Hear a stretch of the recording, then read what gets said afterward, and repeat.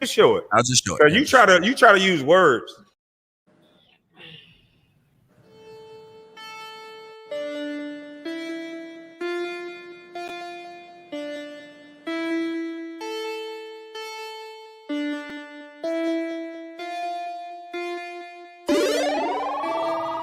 Foreign chick in a foreign two-seater. Black car, 50 cal, Desert Eagle. Car work, break bread with my people. Octane stay smoking on the reefer. Head to toe stay fresher than a preacher. Too high, too throwed, I'm geeking.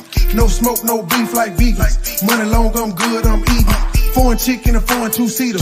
Black car, 50 cal, Desert Eagle. Car work, break bread with my people. Octane stay smoking on the reefer. Head to toe stay fresher than a preacher. Too high, too throwed, I'm geeking. No smoke, no beef like vegans. Money long, I'm good, I'm eating. Affiliated, raised with the killers. Way before Facebook and Twitter. Bad guy feel like the real. The land, the odds feel like the wizard. Met a chick, say her name Crystal. Booty big, soft as some tissue. Corporated, started from a dealer. Steel curtain just like the Steelers. I'm in traffic doing what I want. Promoters calling way from Arizona. Couple more come from Oklahoma. Pockets bigger, you can say they grown up. Own pistol, never need a loaner. Own clientele, I've been a corner. Willie Nelson, guess I've been a stoner. These rappers fake, Bart Simpson, Homer. Saddle up, but we ain't ride horses. Designer shoes, but still rockin' forces. In the trap, we never had trusses. I'm paranoid, I think I'm hearing voices. Seeing what I say, I'm paying portraits. No matter what, you never can afford it. I'm the shit, I think I need a toilet. Out of sandwich bags, I guess I gotta foil it. Foreign chick in a foreign two-seater. Black car, 50 cal, Desert Eagle. Car work, break bread with my people. Octane stay smoking on the reefer. Head to toe stay fresher than a preacher. Too high, too throwed, I'm geeking. No smoke, no beef like vegans. Money long, I'm good, I'm eating. Foreign chick in a foreign two-seater. Black car, 50 cal, Desert Eagle. Car work, break bread with my people. Octane stay smoking on the reefer. Head to toe stay fresher than a preacher. Too high, too throwed, I'm geeking. No smoke, no beef like vegans. Money long, I'm good, I'm eating. Hotline, my phone stay ringing. 4 grand iced out my pink. Too loud, smoking gas, no secret. I fought a loop, late night creeping. Too high, too throwed, I'm geeking. Party all night, ain't no sleep.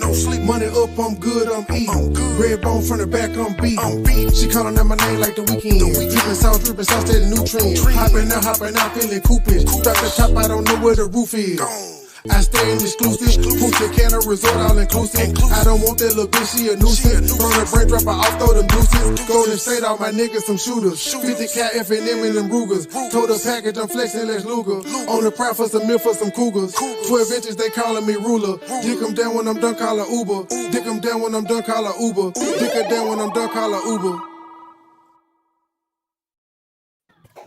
Ladies and gentlemen, welcome to the Toxic Masculinity Show. I am your host, MoneyBoy Trey, and today is a special women's empowering women's edition with Lashae Jackson. So I'm gonna just shut the fuck up and mute myself, and I hope y'all don't cuss me out for the intro song for the use of the word bitch. I'm out.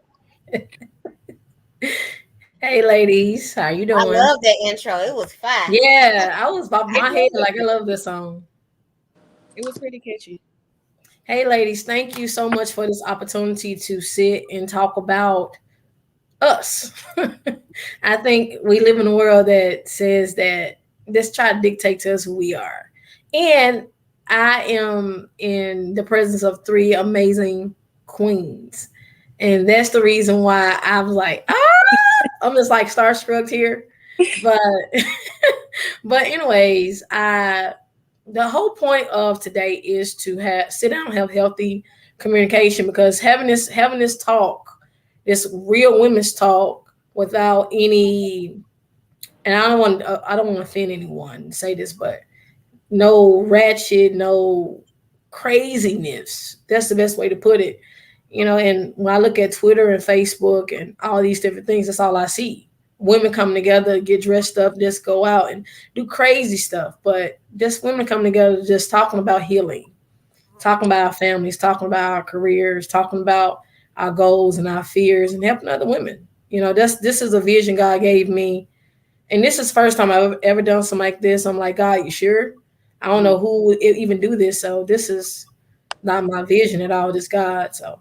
But anyways, I'm just blessed to be a part, just a vessel in it. But anyway, so ladies, why don't you introduce yourselves? You go first.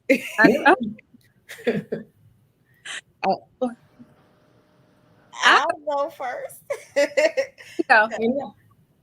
Yes, I'm Alexandra, my queen. That's my Facebook name. How did we meet, Lashae? We met we met through a Soul Tribe group. Remember, I forgot it was they changed the name like a whole bunch of times. That's how we met. We met through either it was David, like VOV. No, originally it was a Soul Tribe group, and I can't remember her name.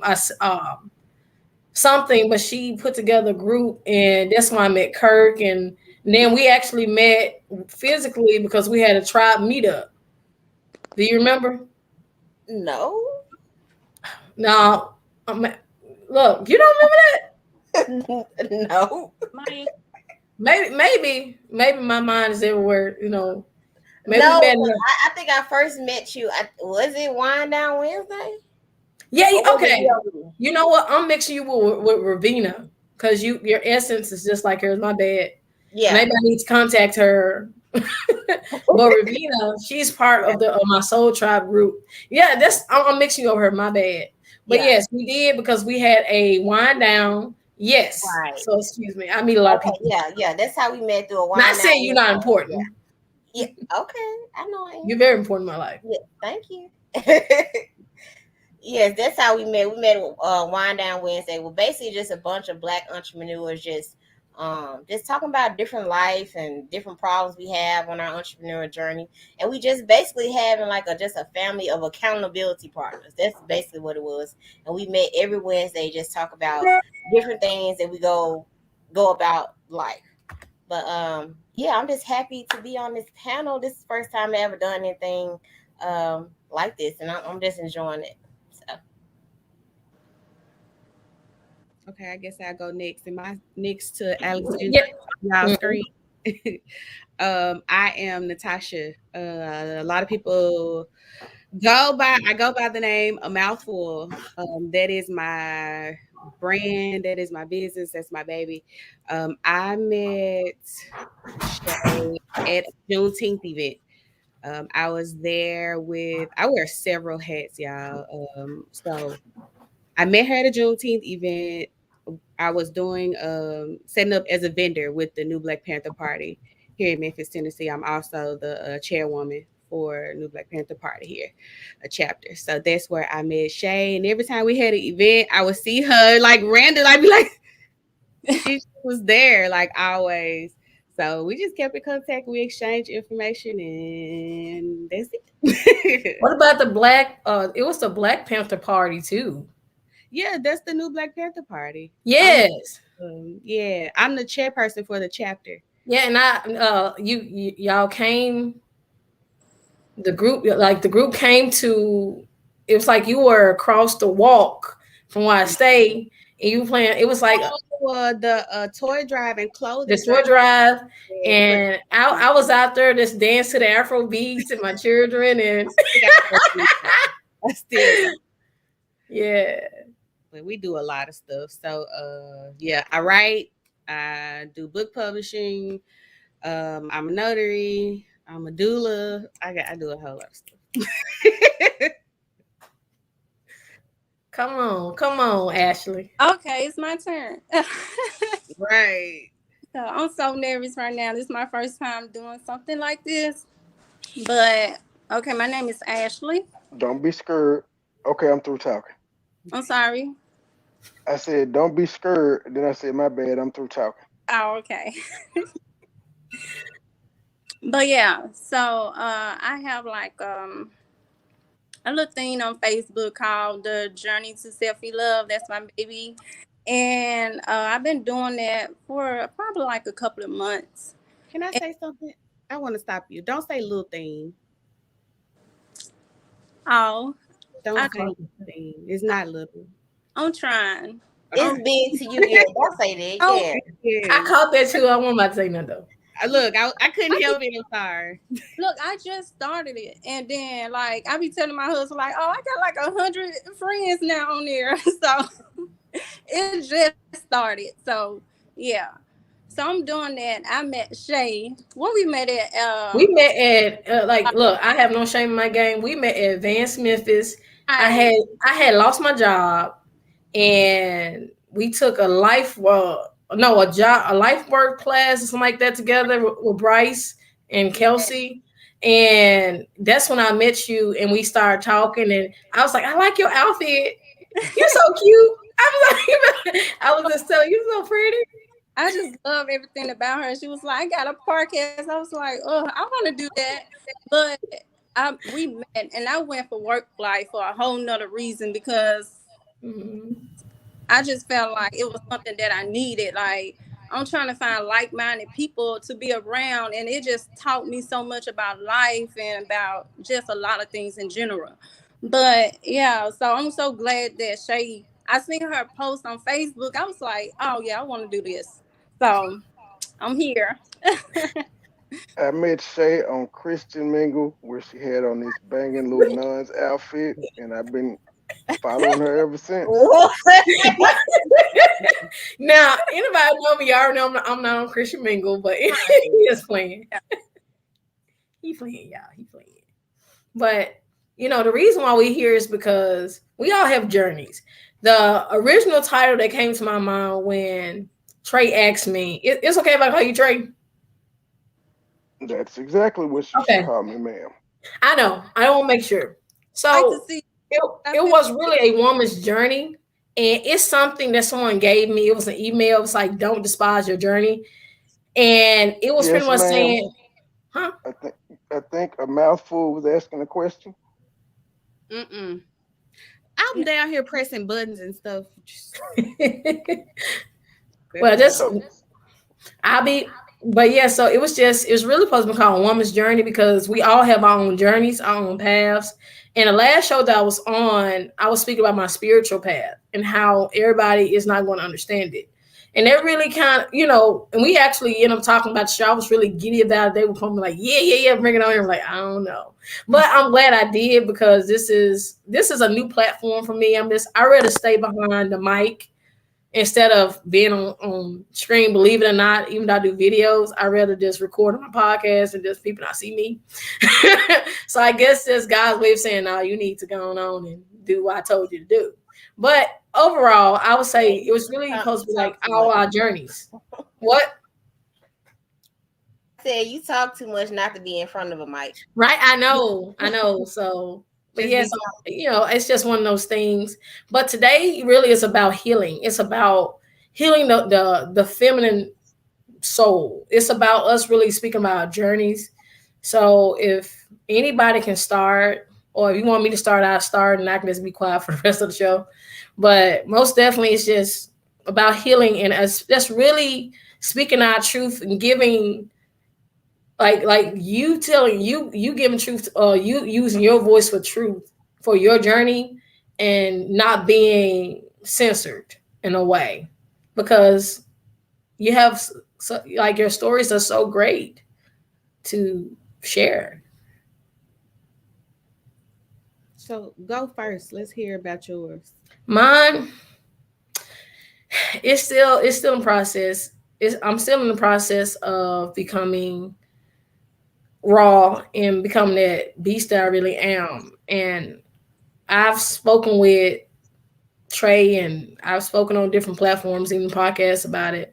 I was raised Christian, and that really put me in the mind frame of being this subjective wife, or this type of woman.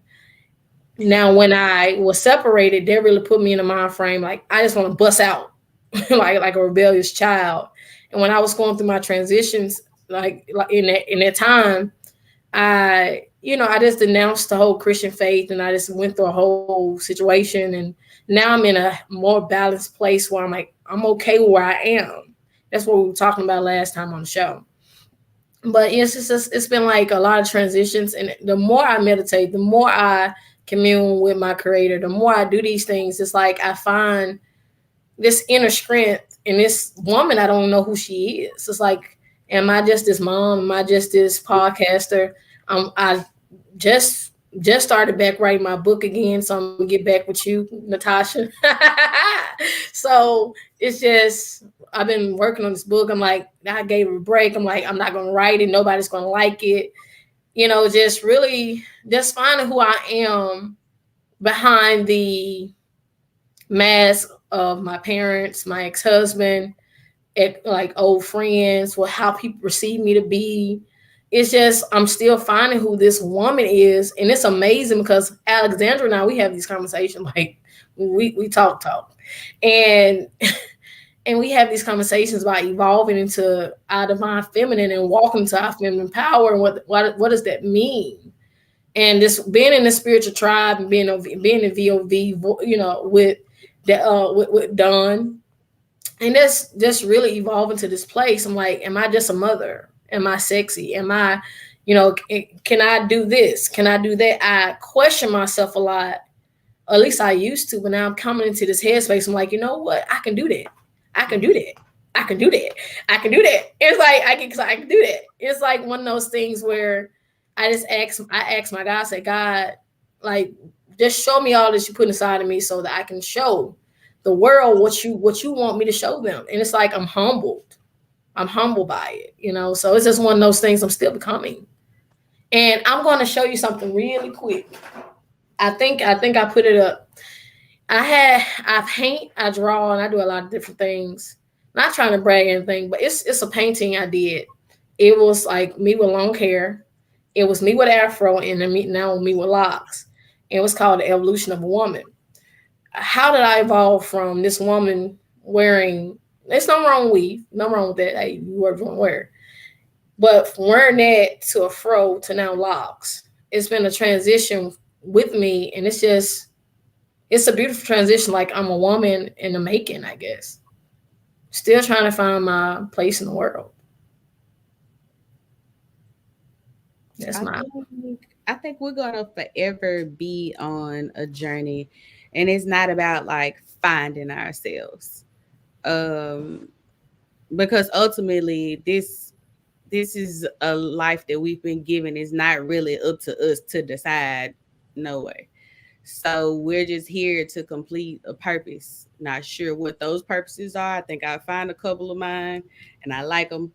And so just being used and surrender to, the Most High and what He wants for me to do. I guess that's what I'm going through. So how did you know? Like, how did you become this notarizer, publisher, and author? And I don't have a clue. All I know is like I've been writing for forever.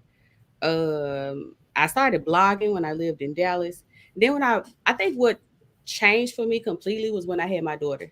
Like when I had my daughter, like I felt like it was just, okay, what are we producing? What are we creating? And so the one thing I knew I wanted to do was become an author. And so I published my first book. And when I published my first book, people started asking me to write for them. So I was like, wow. Okay. So I started writing, and then writing turned into people asking me, how did I publish my book?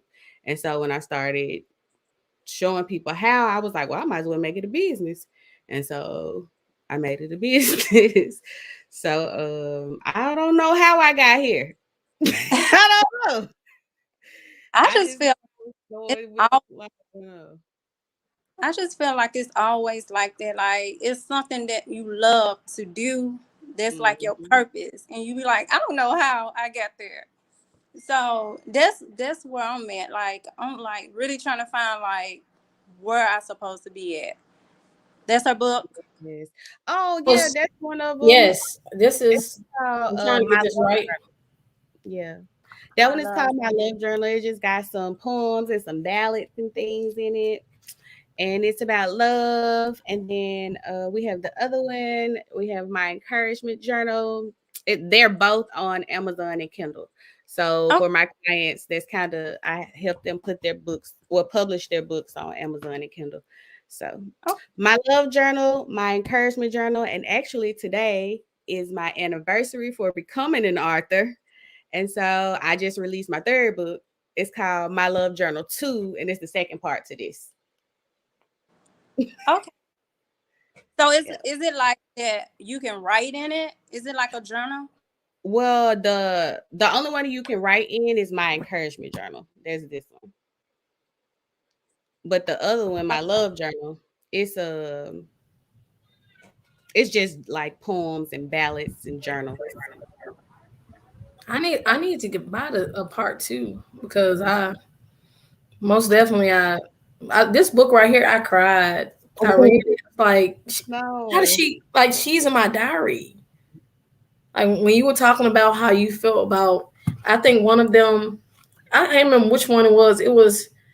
It was about how you felt, you know, just getting over a relationship. And one was like about how you love yourself. It was so many. It's so many. I wish I can. The random thoughts in my head. Yeah, and it has like the dates on there, and it was like I felt as if I was talking to like my best friend. Like you just spoke to my soul, and I cry every time I read your book, and it just really motivated me. So I think I need to go on by part two so I can go on this doodle my notes in there. So yes, I'll send you the link.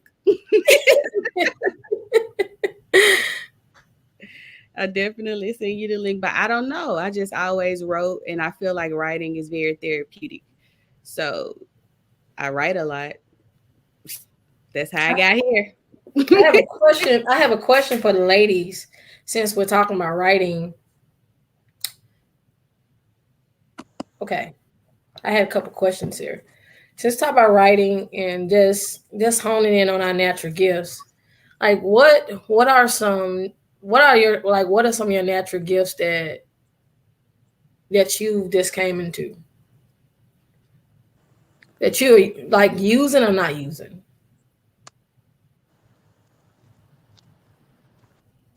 I'm still finding my gifts. I know I have a gift of talking with people and really seeing people for who they are on the inside. So I don't know, because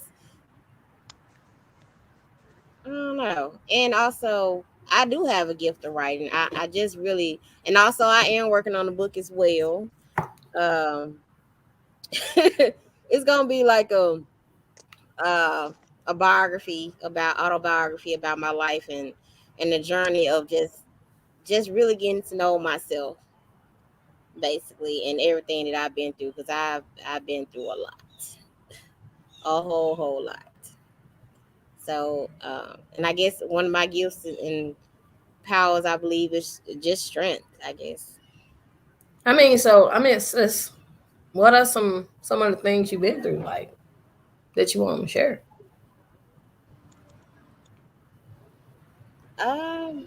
Well, right now I'm currently going through a divorce, leaving a um, domestic violence situation. I'm also a mother of 5, so that's a whole job in itself. I'm a new entrepreneur. I wear many hats too. Ooh, so. Jesus. What's the name of what's the name? It's a liquid detox or something. What is it called? Liquid. Liquid lipo. Lipo. I also sell health and wellness products, and my brand is the Queen's Knowledge. I focus on holistic health, Black consciousness, and just women empowerment. What does that mean to you? Like, what does it mean to empower a woman? Just making her glow, making her smile, making her blush, making her see her true beauty is in herself, and not looking for any type validation from anybody. And knowing that she does have power. Wow. And that's so beautiful. I think someone was telling me about this. I think you was telling me about it, Sacred Woman. Is that a book that you said? Yes. I haven't gotten the book yet. So what's in the book? Sacred Woman is about the Hermetic principles of Egypt way back thousands of years, how we used to walk and talk and just be one with the earth, in every way, through meditation, respecting water, respecting earth, respecting what we put inside our body, and understand that our womb is powerful. I mean, we literally create life. Women, we literally create a brain, heart, lungs, kidney, a whole entire consciousness is formed inside our stomach, and that's powerful. And that womb. Yes, womb power, and that's what I think really what's going on in today. It's just so much women empowerment unbalanced. Well, you know something, and this is the right channel for it. I spoke on it, and I think I got a lot of negative flack for it. It was about Megan Thee Stallion, and I have nothing against her. Like, she's a truly beautiful woman. I follow her on Instagram. I mean, she's very intelligent. She's making a coin. I mean, she's a very intelligent woman. But like the image just put out there with her, and it's another woman that's coming to mind. But I can't remember her name. But Cardi B or Nicki no, it's Minaj, not Cardi B. It starts with an M. I don't know her name. It starts with an M. I heard some of her music, but the music that's out here Mulatto. Maybe because I heard one song. Someone said, check this out, because I asked people about like different women songs, but it'll come to mind. I'm sure it'll come back to my mind. I may just Google it on my phone, make sure I got her name right. But I listened to the songs, and now, like, even back then with Foxy Brown and just certain female rappers, I'm like, that's all they talk about. They talk about what they can do. It's like it's in a almost not negative light, but it's almost in this light where you're not really showing the more feminine side of yourself. Not saying you cannot be like that. No, we're balanced. We're masculine and feminine. So, but it's just that when you show that and it's like, I do this, he do this, I'm getting money from him, it sends the wrong messages to young ladies. It's out here just growing up in this generation. It's the music, really. It's not the artist. I'm not attacking. I love their music. Hey, Cardi B, I love Cardi B. I do. I just don't listen to one of her songs. So it's just one of those things where just what's put out there. It's like a rap. So like rap is just rap. Like it is what it is. It's just the way it's put out there. But just really just following Megan Thee Stallion on Instagram, like, wow, she's such a beautiful soul. I'm like, she's intelligent, she's smart. I mean, she's getting her money. I'm like, why is she presenting herself like this? But it's just an image. I realize it's not who she is. But it just really brought to mind that the image that the industry is putting out there, like the women are putting out there, it kind of just like if someone in the world, like, this is how women are, but that's not the truth. It's kind of like giving a false lie to the world, saying this is what women represent, and to be the face of that in a way, it's not. You can capitalize off of it, but it's just that's the whole purpose of this. It's like to kind of bring us more to our divine feminine. And somebody said, hey, how can a woman be more feminine? And someone commented on their Facebook post said, a woman is already born feminine. It's inside of her. You don't have to learn femininity. You're feminine. It's just that you have to tap into who you really are. And so that's what all this is about. And like in the book, I saw like I went online, I didn't buy it yet, but I saw it mentioned in a woman's womb is life. And what's more than just life, like giving life, but a woman's womb is like a portal. And to explain it is we give portals into other dimensions. That's the reason why it's so important to be careful who you allow in your womb space. And like even with, if we're stressing out, it's going to be in our womb space. If we are anxious, it's going to be in our womb space. Like we give life. So we actually like putting death or speaking death in a way into our bodies when we are stressed out, anxious, when it's children, family, husband, in-laws, bosses, whoever. So we, as women, we need to become more aligned with who we really are in a natural way. nothing's wrong with the music. It's just that just being more balanced, not just being so I'm about this money, but like I'm actually soft. I actually want to relax. I'm actually, you know what I'm saying? I'm powerful in my own being. I don't have to be this way in order to be powerful, you know. Yeah, I think they have like other artists out there like her. The and what's the other like Etta May?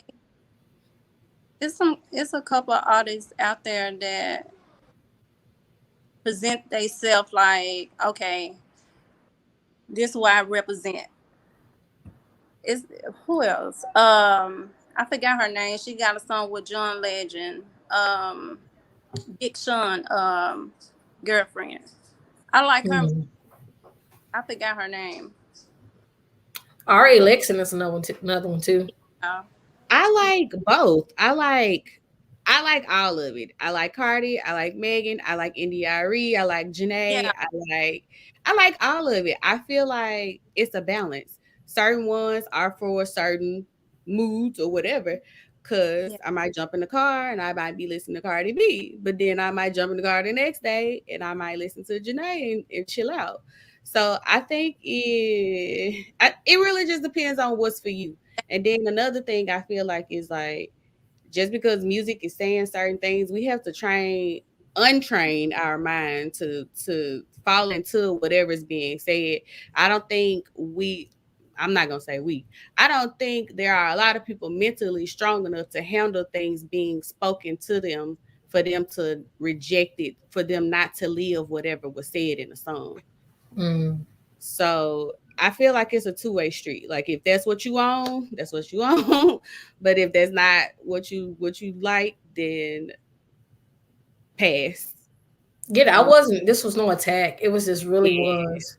Just observing and more women are more. It seems like they're more like tough. But it's just like it's kind of like, it's like, where are the really soft women? You can be soft and powerful. Kind of young. She like 25, 26. Yeah. So.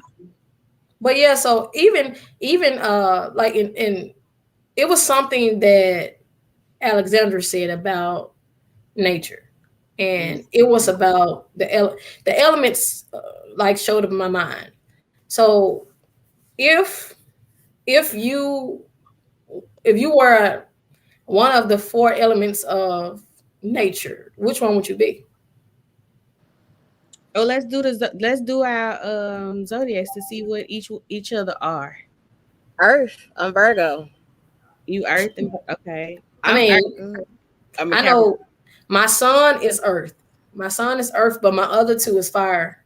So I would definitely be fire. No, I'm a Libra, so I don't know. Libra. I don't know. But I'm just saying, if you could choose, like if like your personality or who you are and your essence, would you be fire, water, earth, or I mean, like which element would you be? Water.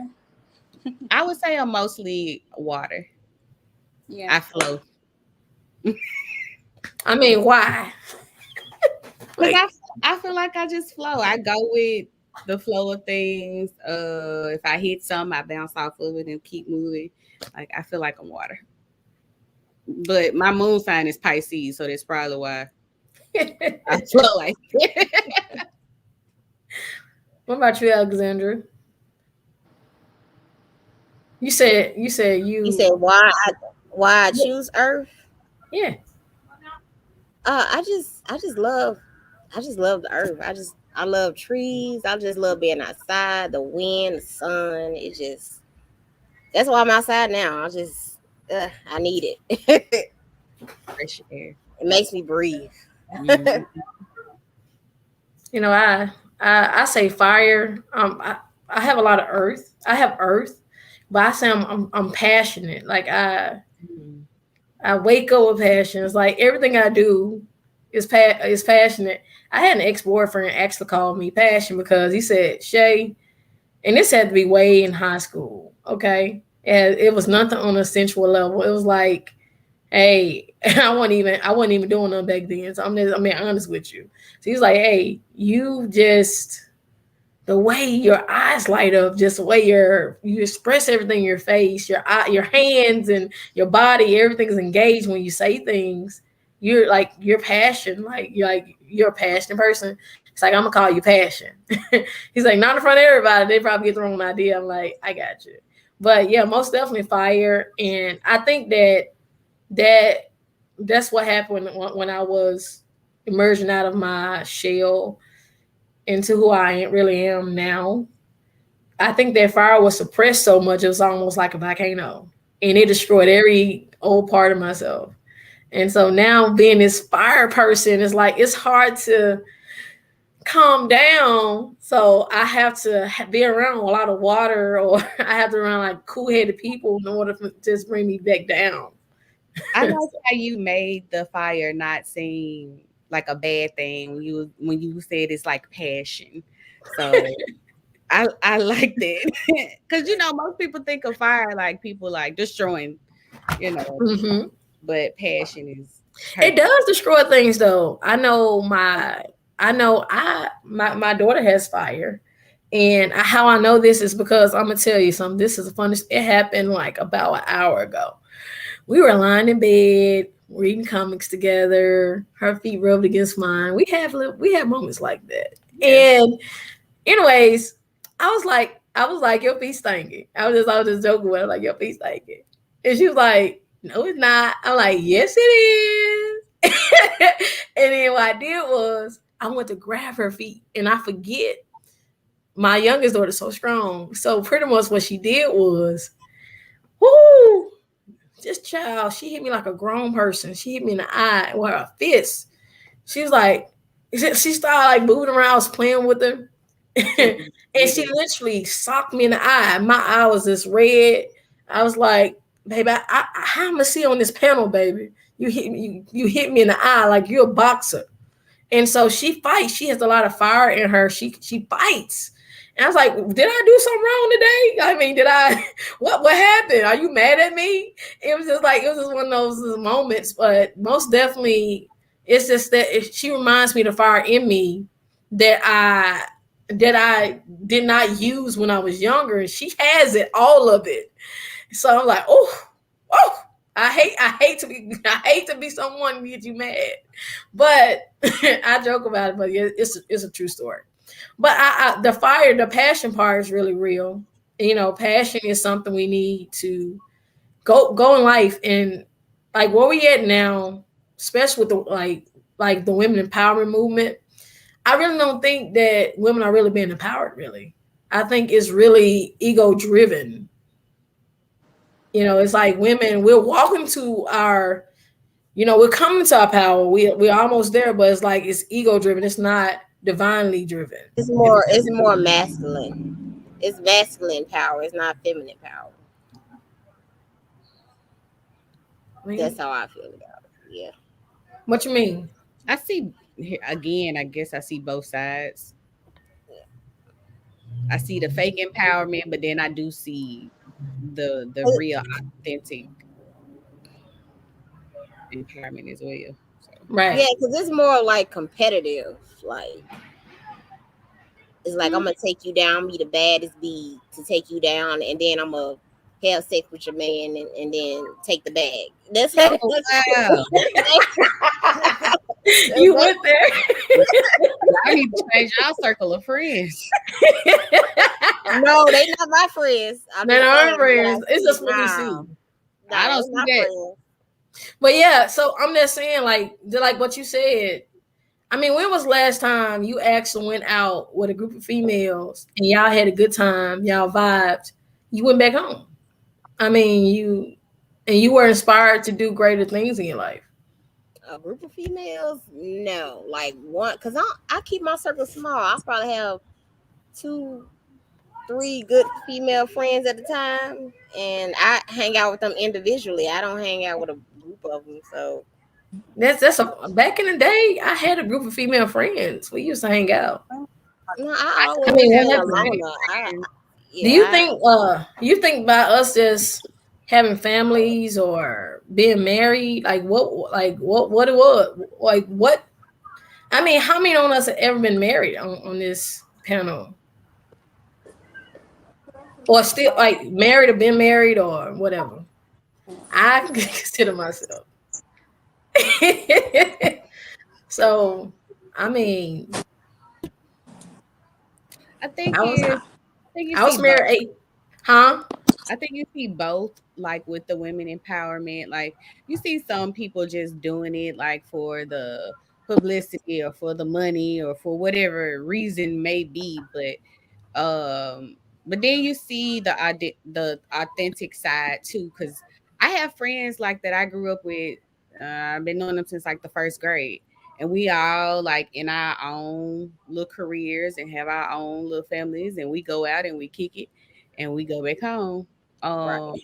So I think it's more. I don't know, y'all. I just always been like that. I have a group of women, but that's all about choosing your circle too.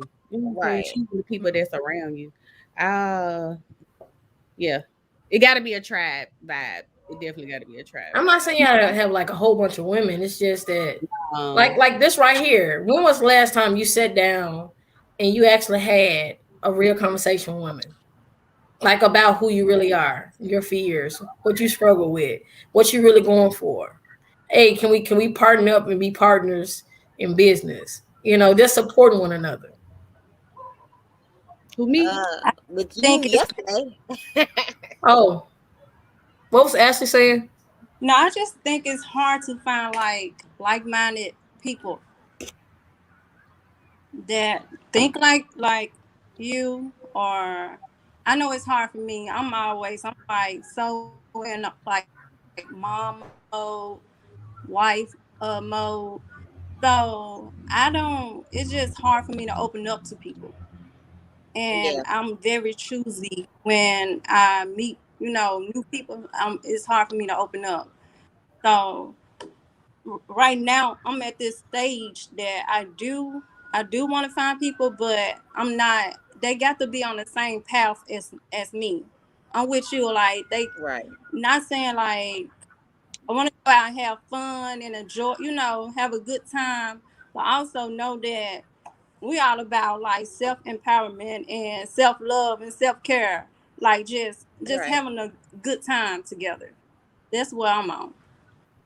Not Yes. with Positive drama. vibes I don't only. like drama. Yeah, No. yeah. No. Like we meet up for nail appointments, going walking at the park. Me and my other friend discuss like business ideas. We Yeah. bounce business ideas off of each other. I've been married. I'm single. Well, I'm not single. I'm take that back in case he's looking. Single by default. Oh yeah. He ain't asked me to be his girlfriend yet, but So you are single. exactly. You single. Yes, He lady. ain't asked you single. Until That we part. had that conversation, I'm single. But You single till you married. yes, I've been blessed to, I guess, be guided. I guess I would say be guided to have the right people in my life. Whether it be like women or men, like I don't know. And like you said at the beginning, Shaq, I think just being able to meditate and pray and get closer and align, like you have those people that come, attract to you, they're attracted to you, and then you have those people that might try because they trying to be a little narcissistic and trying to, they see the light or whatever, but they don't last out. They don't last. They just be gone. So Right. yeah.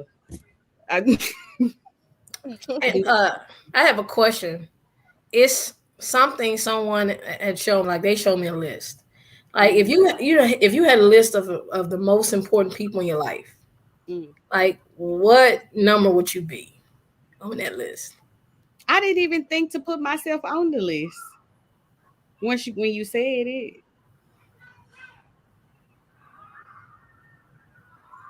Why? What list is you talking about? Like the She said list. most Let's say you had a important people. list. Let's say 10 people. Yes, give a number. 10 people. You have to put 10 people on the list. The most important people in your life. I'm gonna say 5. 5. I Say wouldn't 5. even name on there 5. before. Now, what number would you be? 1. Yeah, you'll be number 1. Yeah. Of course, but if she just said, take a piece of paper, like you didn't know to put yourself on there, take a piece of paper and put the most important people in your life, your top 5 people. Like initially, my brain didn't go to write myself on there. My brain went to who are the most important people to me, which would be my kids. Right, my mom, my dad, my kids. Like I didn't think to even put myself on there. Honestly. So we could just like one by one. I go last. Like we can start off with anybody who want to speak first. Like your top, like if you could like have 5 people, like who would be? Start with number 1. Me, my kids,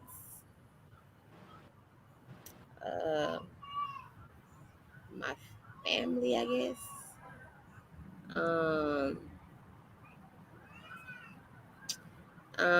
So I'm at number 4. You group all your family into one? Yep. Okay. I can't do that. If I would have said my kids, I got 5, they're gonna take up the whole thing. You're right. Ain't nothing wrong with that too. It's okay. That was good. So yeah, so me, my kids, my family, I guess I don't know. It can just be 3. How many you come up with? Just something make you think. You just got a list of 6. You and your kids. I know, 6. Right? You just got 6 instead of 5. Forget everybody else. Yeah, you gotta extend my list like by default. That's your squad. What about you, Nicole? I said, Ashley. Okay. What about you, Ashley? God is number 1. Myself. But I feel like God is within me. So I'm like, yeah, that's why I didn't put God. Yeah. Because I'm like, he's a spirit. He's not one of the people. He's like everywhere. He's in my kids. He's in my family. So he's with. So yeah, I'll be like, okay, but God is number 1. Myself. It's so hard. I always have my kids. I don't know like how society say like your husband go come first. But I feel like my kids, then my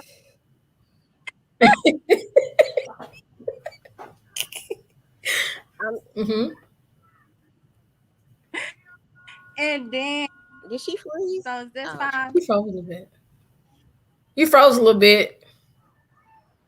You froze a little bit. Did y'all hear?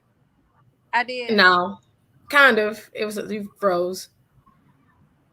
You said God, your kids. Yeah, God, myself, my kids, my husband, and my family, like my mom, sister, brother, dad. Oh yeah, my family at the end. What about you, Natasha? You see my top 5 people because I didn't even think to put myself on there, but I still wouldn't be number 1. I'll say my daughter, my mom. I probably put me after my mom. My grandmother and my dad. Those are my top 5. Well, my top 5 would be myself, my children, my dad. It will be my family, like overall, all my families. I have like 5 families I can think of, and I will say my spiritual tribe. Yeah, my spiritual tribe. Like I want to make them above my. I may switch it up and say my spiritual tribe is actually more important than my actual family because I get the most support. So I switched that around 83, and my family is I fine. didn't even think to add them too. So yeah. Yeah, so it's something really, really good about putting yourself first. And I don't want to cry because I'm a big crybaby. I've had to learn how to be selfless. I've had to learn how to be in this headspace of just being in the moment with myself and accepting that point. I remember when I had to drive a U-Haul truck down here in Memphis. That was one of the hardest things I've ever had to do. I had to leave the love of my life because he don't want me anymore. And I felt rejected. I was hurt. And he was my first. And I loved him to my core. And when I left, it's like I was leaving a big part of me behind. Like it was almost like being baptized in renewance of who I really am or something. But this coming here, it was just a new life. And even though it's a life I knew, like I'm from Memphis, it was like a new life because I'm no longer a military wife. I'm no longer that whatever I was, I'm no longer a homemaker. I'm gonna have to work multiple jobs in order to make ends meet. It was so hard. It was so hard for me and my children. And I remember my dad's wife. I remember when she wanted to smoke some weed. I don't want my children on weed. Because I was saying, hey, can we leave the house before you smoke or something like that? Because it really bothered my daughter and bothered me. We ended up getting put out on Halloween, I think like 2 or 3 years ago. We was out in the car, and my uncle lived in the same apartment section. He was like, she filed for putting y'all out. At least let the kids sleep in the house. I stood outside. All my stuff was outside. I said, I don't want nobody to steal my stuff. We in the hood. I sat and I prayed. And I remember I said, God, if you get me out of this situation, I will never put my children in a dangerous situation again.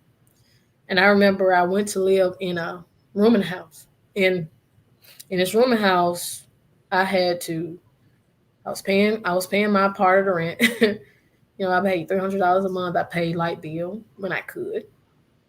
And I was working a job, and I had gotten in a car accident. We were taking a bus. I mean, it was just so much stuff going on in my life where I felt broken.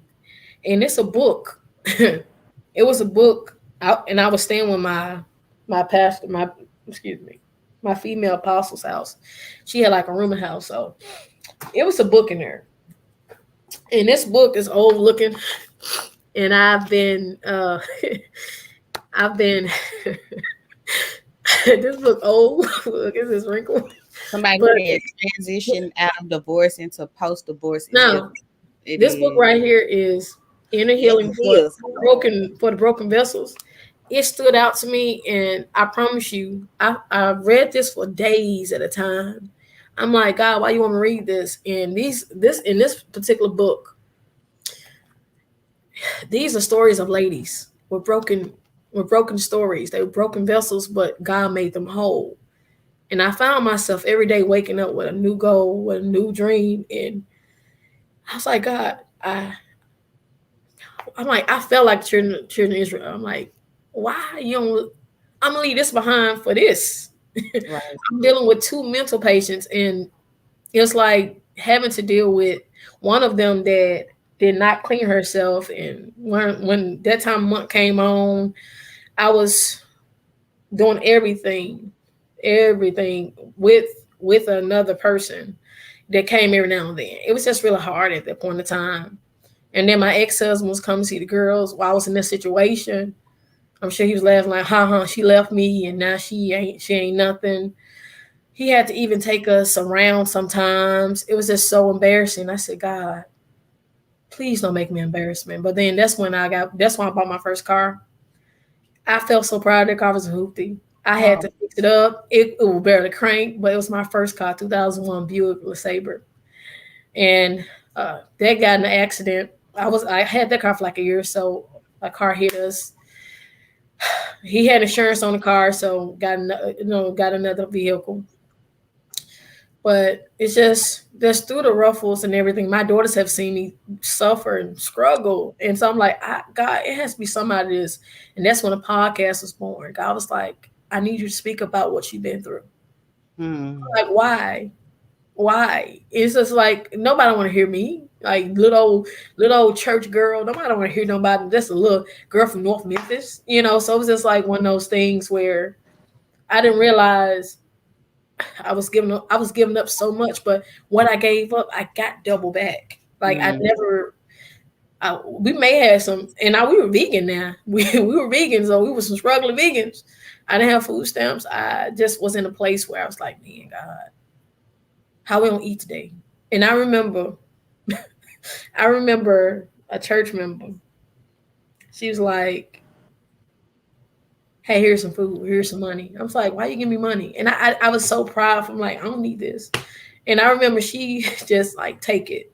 And she just was there. And it's like, I tell you, people just pouring into me. I'm like, why are people pouring into me? I was so angry because I'm like, God, I was just angry for a moment with God. I was like, how you gonna tell me to leave this man, but then I'm going through hell? God was like, I'm teaching you something. And I didn't understand why I had to go through that process. I'm working 2 jobs, taking a bus, then having to find a babysitter, then having to go back to this crap. And I'm like, God, what's going on?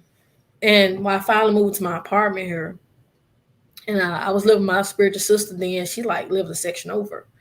I was like, God, I want my own place. And literally, the money, my ex-husband, he was paying. Now get this, my ex-husband paying $1,000 a month. So what I was doing was I put $500 to the side, and I pay my $300, and I pay light bill. But I'm like, man, at least I tried to. I'm like, man, at least all my food's like $300 something. I'm like, man, so how am I gonna get them some clothes and shoes? And it was just a struggle with $1,000. But once I got my jobs and I started saving money, all this stuff, it's like stuff just came real quickly for me. And so even with this apartment when I first moved in, I just had homeschool stuff, teddy bears, and 2 beds. And I'm like, God, okay, what you gonna do? God was like, don't worry about it. Within a week, this house gonna be full. What you talking about? Number 10. Well, I said hello to him, as I always do. But that day he was like, I'm moving. I'm like, okay, do you need some help? He's like, I'm just taking this, and you can have everything in this apartment. And it was his mother lived there, and his mother had died. And we still stay in contact to this very day. I mean, everything. I got new beds and stuff. I'm like, everything in there was mine. And so it was just from there, I've bought new furniture stuff since then because I just like, I need to get my own stuff. But it's just been a transition from there. But so that military life, being accustomed to having everything, I felt like I was at the king's table when I was in the military. I'm like, yeah, I'm a military wife. But once I had to do a transition, I felt like I was eating crumbs from the table. Like people eating crumbs, you eating crumbs. I felt like eating crumbs, but then the revelation God gave me was that crumbs accumulate. I don't know if that may speak to somebody. Crumbs accumulate. And so you may be eating crumbs from you may seem like you ain't got nothing, but you got more than these people on the table because eventually that food don't run out. But what you've accumulated, you can build from that. Like you're not coming from nothing. So it was just like, for me, I was like, this man left me. My church family didn't tell me what he was doing. I felt abandoned. Then I had to be an example for my daughters. I've had my dad, my mentor. I've had people just watch my daughters for a couple hours so I could go to the park just to pray and cry. I said, God, I know you ain't left me here. And so it's just, I was very bitter and angry. I said, God, ain't no way you just left me and abandoned me. I felt abandoned by God for a long time. And that's why I went to the spiritual life. But I went into it the wrong way. I went into it like God hates me. But then I had to go back. That's why I felt a nudging of my spirit, like you need to go back to this church where, because I felt a lot of church hurt. I had to go back to the place where I was hurt in order to heal. And once I did that, I felt like it was just, like everything just started coming to me quickly once I began to do that inner healing. I had to go back to the church. I had to go back to that pastor. I had to go back to those people that hurt me and those people that lied to me. I had to forgive people. And so now with the podcast, I go into how the separation was and how I felt. How did it feel like on my first date outside of my ex-husband? And it was just a whole situation, man. Yeah. Oh. Yeah. And so Thank now you for sharing your story. yeah.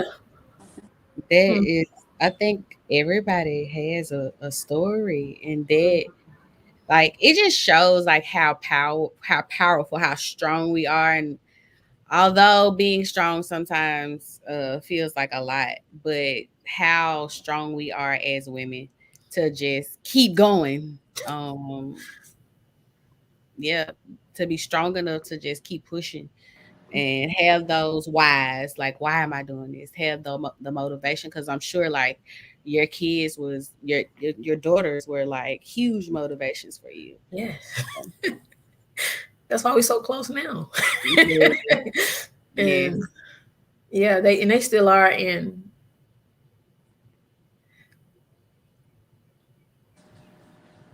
my apologies. Take a moment. Take it in. It's okay. And see, the thing is, people like, oh, this person's so big now, and people start liking them. But it's like people going on a journey with me. Like they don't understand the tears. They don't understand the betrayal. And the relationships afterwards. The relationships after that, it was like, okay, do you understand? So yeah, most definitely it's just been a journey. But just like I know Nicole now, we spoke on marriage and family. What does that mean? So I mean, how did you meet how did you get to a place where where you are as far as being a mom and wife and entrepreneur, everything else? Because believe it or not, this group is your baby. So yeah. So how did you get to that place, Ashley? Yeah. Man. I don't know. It's a long journey for me. I met my now husband, when I was 18. So it's like I left my mom's house and just went into a relationship, a long-term relationship with my husband. And I can say that I went from 18, like living with my mom, don't have to worry about nothing, to like being with my husband, not worrying about anything. So it was just like I'm floating through life like breezy. And then like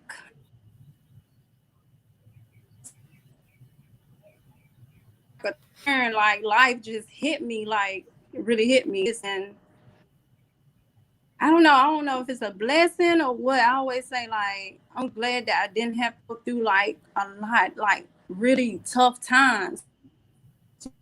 I'm really trying to figure out like who I am, like who I supposed to be, because I always was like my husband, girlfriend, or wife, or my kid's mom. Like I never thought about me. So now I'm just learning. When I say like list, when you say put make a list, it used to be like them, and I probably would have been last. But now I'm putting myself first, because I'm learning to, like, if my cup is not filled, I cannot fill no one else's cup up. So it's like on this journey, trying to find myself, find peace, find joy, like just trying to live my best life at this moment.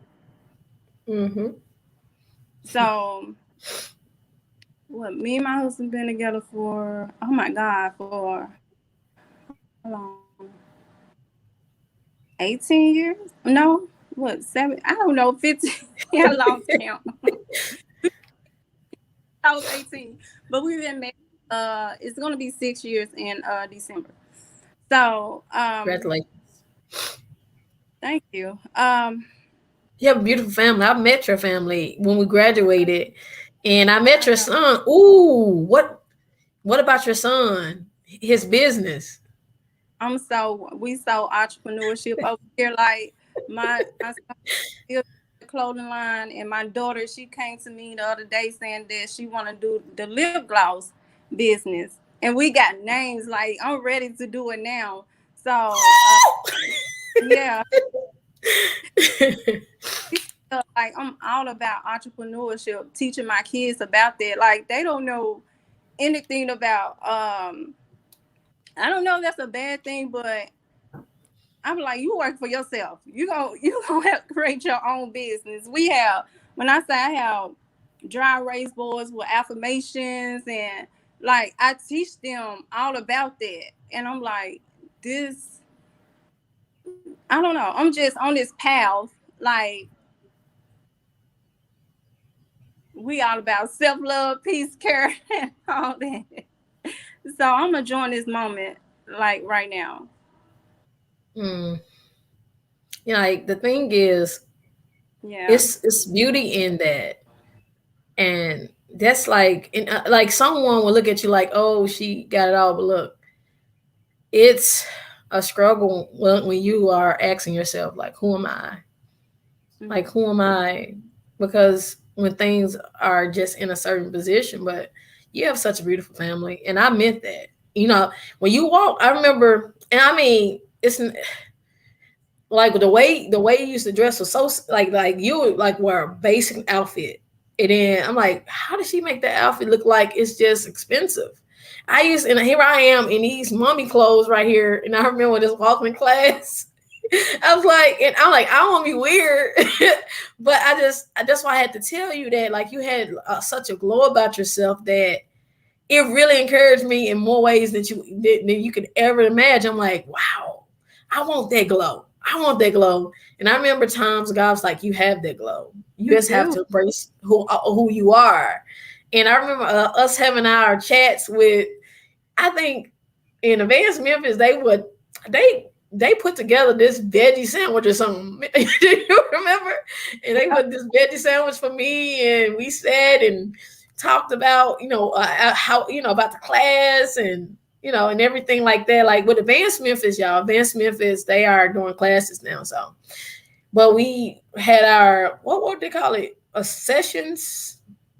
It was sessions like where we just had, like, it's just women, and then the men went with Bryce. Oh yeah, like story. I forgot the name. I forgot what it's called, but it's like it was just all women and it was all men, and we got a chance to have one-on-one talk, like girl talk, and then they had men talk. We came back together. It was every Wednesday, and but it's just so beautiful, and I just saw so beautiful about your spirit. Then when you did the group, I was like, yes, finally. I'm like, yes, because it's like it was almost like a turtle emerges out of the shell. Like you had no longer have a shell. I'm like, yes. And I share all your stuff to my Facebook. Like, yeah. Oh, thank you. Like, yeah. It's going on a daily basis. I just go and check it and then get off Facebook. Thank you.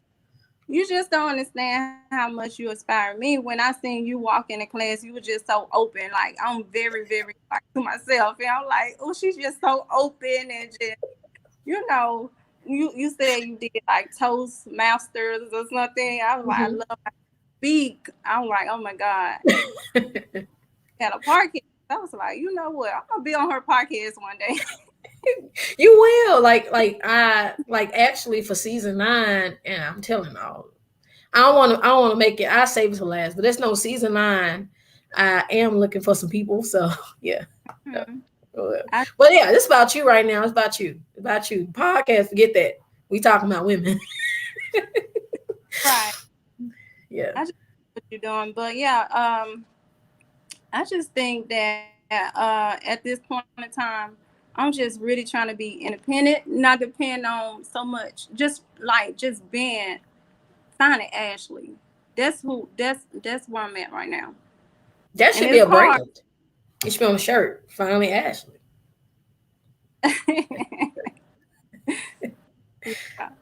It's hard though. Like I see. I don't know your name. What's your name? Malcolm. Shay. Yeah. Oh, like Natasha. you was talking about like your book and all that. I was like, I always be thinking like I want to write a book, but it be so much like going in and out my brain. Like I want to do this, I want to do that. It's so much I want to do, but I just know like this whole self-love thing is really like what I want to stick to. And then I be thinking like I got to focus on my kids' business too, so I be so all over the place. To me, that sounds like you need to do some lists together. So get yourself a list of things that you want to accomplish. Get your kids separate lists of things that they're going to accomplish or you want to accomplish, and go one by one goal at a time. Baby step. You got this. Like I'm serious. Like finally, Ashley. I mean, that wasn't a joke. Because I'm a sticky note list type of person. Look, I want to see Finally Ashley on a shirt or something, and me buy it. Yes. Make that your New Year's resolution, end of year resolution, whatever you do. Yeah, Finally Ashley. I think that's something that that can set off the name. Ashley is a popular name. Shay is not the most popular name. I can't say Finally Shay. Like who is Shay? But Finally Ashley would definitely hit. So. Yeah, I'm so proud of you, like the group, and you actually invite us in to the group. And I think it's something, I didn't check it today. I didn't check it today at all. But I posted something you said, and like everything you say resonate. And I'm telling you, some days I wake up just with no energy. I'm like, what am I doing? And I go like, what? Oh, okay, that's the reason. So it's always encouraging. Yeah, you motivate me so much. And the crazy thing is, when we look on the outside on how we look, our hair, skin tone, or whatever, it's almost like we're all beautiful in our own way. You know what I mean? It's just like we can't allow others to tell us who we are, or depending on the outside of how we look. You know what I mean? You never know what somebody else is going through. But yeah, you get me out of bed some mornings, and it's just one of those things where you just so motivating, and you just don't know it. And I hope that you know that from me. That's the reason why. That's why I let you know that. I'm like, on Facebook or something, because I need some motivation. Yeah, something. I think we can share this on Facebook and then. Hey, girl. Can y'all see me and hear me? Yes. Yeah. But it was oh yeah. So anyways, since Alexandra's on here, I want to get deeper into some other stuff, unless Natasha will have something to say. Let me see. What does it mean to be a woman to you? What does it mean to be a woman? To you, sis. Yeah. Whew, I feel like being a woman has its own specific rules and boundaries and things to do and not to do. And I am growing into the balance of what my woman is. I feel like each woman has their own like set of individual morals or systems. I guess that's with anybody, with all women. But for me, a woman is I want to say like power. A woman is the earth. A woman, Lashae.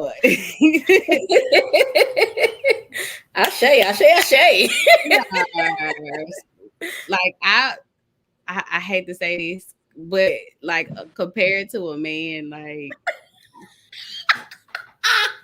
they on the toxic masculinity.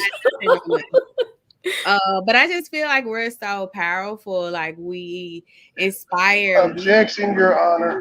I'm walking away. But I'm sorry. Well, I'm not sorry for that. But I just feel like we create so much, and sometimes I don't feel like we are given the credit that we're due because we do so much. Like by the time some men open their eyes, we probably done did 50 million things.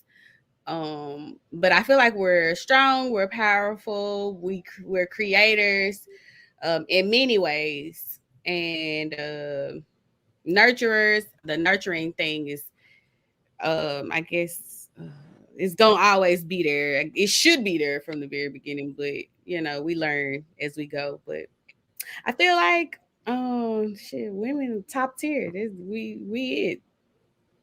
This I mean, but do you think that we have the toxic sides? Like, do you think women can be toxic too? Hell yeah, I do. Because we can be wrong.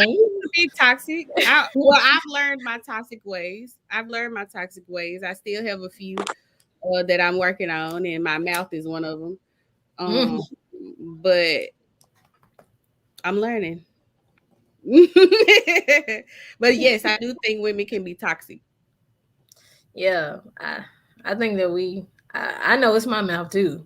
I know that I would cut you with my words. Okay. And physically. North Memphis bound over here, so I'm just coming out of the energy. All right, passion. So yeah. But yeah, I mean, like, what does a woman mean to you, Alexandra?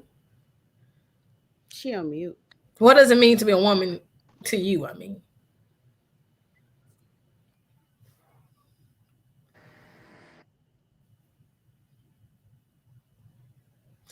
oh, mute.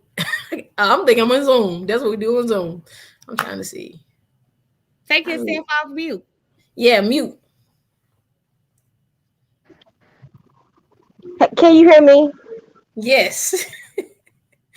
Okay, dang. Technical difficulties going on over here. Women, we are creation. We're everything. I mean, we love. We're hate. We're sadness. I mean, we're everything. We could be anything. Period.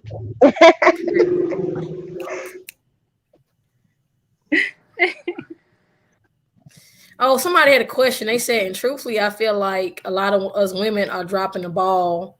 Hate to say it, but together we can be great. What do you mean by that question? Blossoming. Yes. Yeah. I mean, it's like, okay, I'm from Memphis, but I moved to Dallas when I was like 22. And I never heard like women doing certain things until I moved there because I had started like really dating. And so guys would say certain things that women do, and I was like, that's trifling. Like, I don't know women that do that. And to hear stuff like that, I was like, oh wow. And she's right. Like, we are dropping the ball in certain areas. It's just, I guess, in like you was talking about, just in that natural feminine, energy, like we're definitely dropping the ball in some areas. Do you think because we trying to play the game like the same way? I think it's a cause and effect. Like, there are things that may have happened that's caused women to do certain things, but I also feel like the way, I guess, the world is changing, we are, playing the game, like you said. Yeah. Anybody else have something to say about dropping the ball? I wanted to say something. First of all, hello, panel. What's up, host? Hello, Queen. And shout out to the chat, too. Okay, I wanted to say this. I think when it comes to being a woman, what a woman means to me is, as far as dropping the ball goes, some women walk their whole life and they drop the ball everywhere they go. Some of them drop it so much they think it's normal. They think it's the normal thing to do.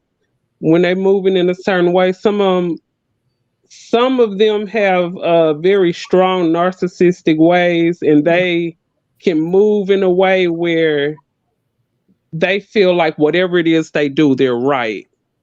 People that can never admit that they're wrong, they'll never be able to change nothing bad in their life. So when you get to a point where you can just admit to your flaws, you'll keep the ball in your hand. You'll shoot the ball in the goal instead of just dropping it. You want to score a point when you got the ball. I think in a lot of ways that a woman can move, it can just determine how her life goes and how other people perceive her. When it comes to some women, they move in a way where they know they're the prize. They know they can set their standards so they notch up so high, and the person will jump up there to grab because they know they worth it. Then you have another woman that's probably worth that but don't even know it. So she's gonna carry herself and move like she's worth nothing, and it's like a good thing going to waste. I mean, that speaks on our self-esteem, though, man. That's what that does. That's what it seems like. It speaks on our self-esteem. Not knowing exactly. But you're right, though, and I can say in my journey, I've dropped the ball in multiple areas.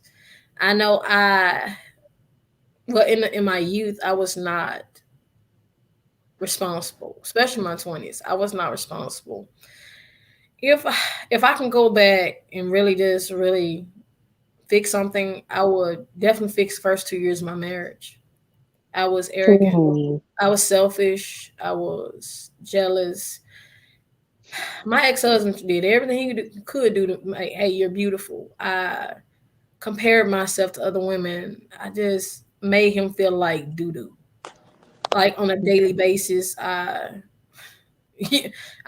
used that sharp poison, and I poisoned a great deal of that relationship. Not saying it was like all me, but I'm just saying for me, if I could go back, I would. That's the reason why I was going to therapy. I was trying to get things right. And I think that the marriage is kind of doomed from the beginning because he had stuff that he was still dealing with. I had stuff, and he was doing stuff to me. I was doing stuff to him, and it was just a lot of stuff in the beginning. But I can't say on my part of it, I was stupid. If I would have known how to handle a man with a big heart, I would have never just kept on dragging it in the street and stomping on it as if it didn't matter. Like he was any other dude I dealt with. And I think when it comes to guys, we choose the wrong ones because we don't know. Because it's almost like because our self-esteem is shot. If a man comes in and I believe in you, like, I don't believe you. Sometimes you can actually be at a point where you feel like if you do get that good one, you won't be able to keep them. And it's like, why should I get something good if I won't be able to keep? Why should I go out here and buy a $300,000 house and I know I can't afford that right now? Why should I go out and get a Tesla and I know I can't afford $1,000, $1,200 with the insurance, car note and insurance? I think sometimes we do put ourselves in positions where we'll pump ourselves up to thinking something that's like a false reality. And then you push yourself to go after that. Wow. And when I say false reality, you can manifest anything that you really, really want. But deep down, if your heart don't want it, you can't attract it right. It's not going to come to you correctly if you just want it. And that's where gratitude. That's where gratitude plays a part. I mean, that was some bars. Yeah, that was bars. What you just said? You said your heart. I said if your heart really doesn't want something, but your mind is trying to push you towards it, it's still not gonna sit there with you right. It's not gonna be right in the presence of you if it's not in your heart to have it. I mean, what's in your heart is what's in your destiny. It was written before you even got here. If something is not for you, when you try to keep it around, girl, your life will go into shambles. That's true. Somebody, I was looking up in my life back in my 20s, and everybody made mistakes in their 20s. That's when you're supposed to get your mistakes out the way in your 20s. So I don't feel bad about that. You know, the human mind doesn't really correctly develop till you 25. Oh, I did good then. Oh, that's good. That's good. I made mistakes like taking chances on love. Oof, sheesh. That's the only mistake I made in my life. Man, I did good in my career. I started painting when I was 19 and did construction and all that. And then it's like I fell in love and then start falling out. If you falling in love and you feel like you falling off, you got the wrong love. But and then it was like a roller coaster. It's like times we were really good. Like we were really good. And then sometimes we just bad as fuck.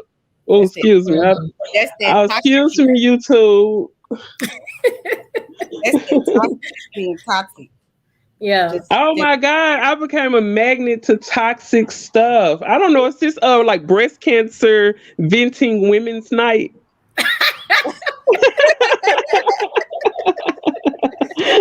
hey, Trey said he gonna have a lifetime night. But you speak some truth, like what you said, though. Like everything, you know. Thank you. We want to manifest. Thank you. But look, somebody had a question or something. It was something about conforming. What was the question, Trey? She said,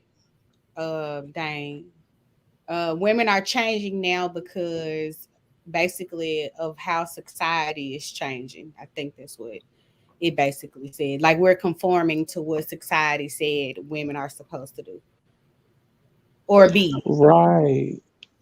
I think that's what her question said at the bottom. Yeah, it says due to society not really pushing positivity. Mm-hmm. Wow, we do. Yeah, because we're all fear-based. That's all they pushing is fear. Everything is fear. Every time you turn on the news, it's fear. She said it's a statement, but I feel like we are the creators, but many of us have conformed due to the society not really pushing positivity. Man, I feel like us as women are supposed to be sisters to each other. When you see another woman's crown falling, that's your time to step up. But it seems like we are so divided.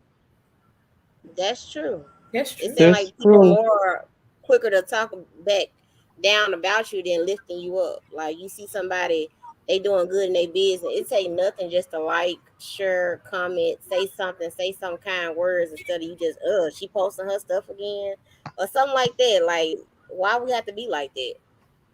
Wow. Yeah. If one win, we all. But I think society pushes us to be arrogant. Right. Ego. It's just ego. Yeah, it's like it's so much competition. Like, I'm gonna tell y'all something. This is one of the funniest things in the world. It's this lady at church, a couple of them that's married. They don't like me for they look at me like a pile of dirty rocks. That's how they look at me. Anyways, I may have any outfit on, but because they man looking at me, they look at me like I'm the problem. Like he the problem. And I make sure I speak to them. Like I had a neighbor that her man was always looking at me, and then it was one of the interactions. Like you look like that's how she looked. I'm like, hey, how you doing? So I speak to him, you know, since he's so sweet. And you know, it's just one of Trey stop. But it was just one of them things. He sure gotta stand up, Shay. I'm not about to stand up. I am not about to show up. Stand up. I just know that. Shay, a whole brick house for real. I'm humble. A whole brick house. But you know, this show about us, not me, and what God gave. God gave all us something special. That's right. That's right. I promise you, there's jealousy there. Stop playing. But and you know what? I think when it comes to dealing with a man and his woman around, you need to make sure you speak to her first. I just sit and talk to her. I speak to her first.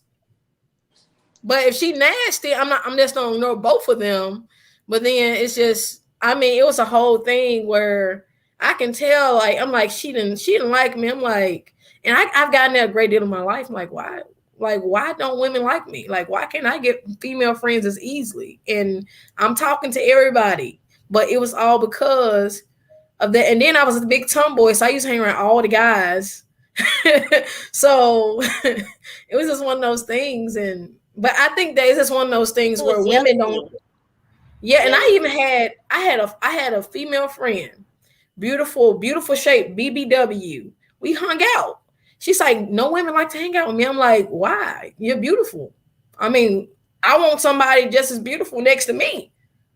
If we going out together, we both getting attention. You know, I don't want to be the best looking in the group. That's just shallow. Yeah, it is. Some people be like that though. You'll get some tall, beautiful person. They hang out with all the people from the CBI class. Right. So I mean, shades. We beautiful. Like we have curly hair, straight hair, bald. I mean, we need to embrace that. And I think that's what all this is about. And when I've seen more women be more natural on their spiritual journey. It's just a beautiful thing. We're all beautiful, regardless, whatever. I'm sure one of our brows are different than others, so we're not perfect. But you know I've been around females, and they'll see a female and they be like, girl, when I used to see you in the skate ring, I'd be like, you stay on this side, I stay on this side. And I'm like, no ma'am, because I think if you really just it like that, if you that it girl, it don't matter who walk in the room, because you know you are you. Can't nobody else be you. Right. And I think that's a woman. Like, we need to be sisters. And it's like with this, I don't know if it's still going on, but it's this side chick thing going on, and I'm better than her. Oh, yeah, that sneaky link is sad. That's so sad. I still don't know what that means. So, like, what is a sneaky link? It's a fancy word for a side piece. Okay. One night stand. It's to be a side piece. So basically, it's an upgraded thought. You could be 2021. Right. Okay. But you know, women, like, we desire, I can't really say what I want to say, but we desire things as much as the other side do. And we just have different ways of showing it. We deserve a real Bob.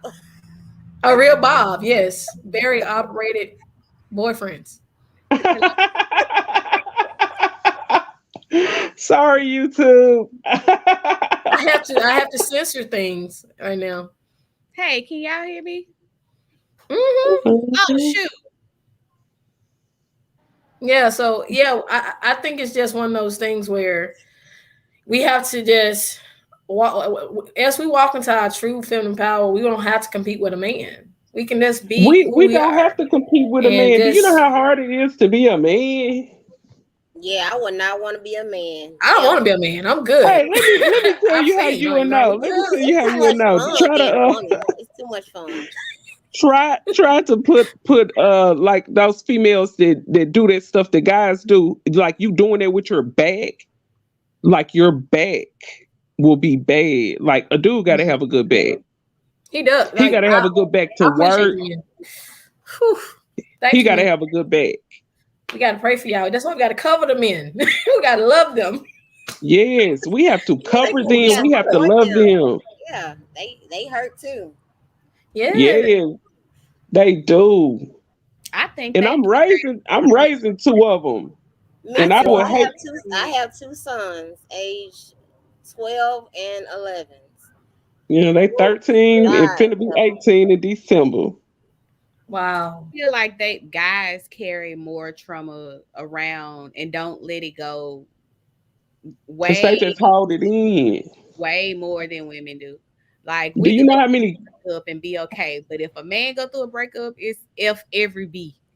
I promise you. And it's so many guys I talk to. They say they cry in the shower. Okay, I'm quiet. They cry in the shower. Oh no. Yes, I have talked to numerous guys that say they cry in the shower. It sounds like we jealous. Jealous of what? No, I don't want to be a man. It's too hard. The ability to complete one I night got you, stands boss. without a care in the world. Y'all clothes are expensive. Y'all gotta go to the mall and spend $85 on one damn outfit.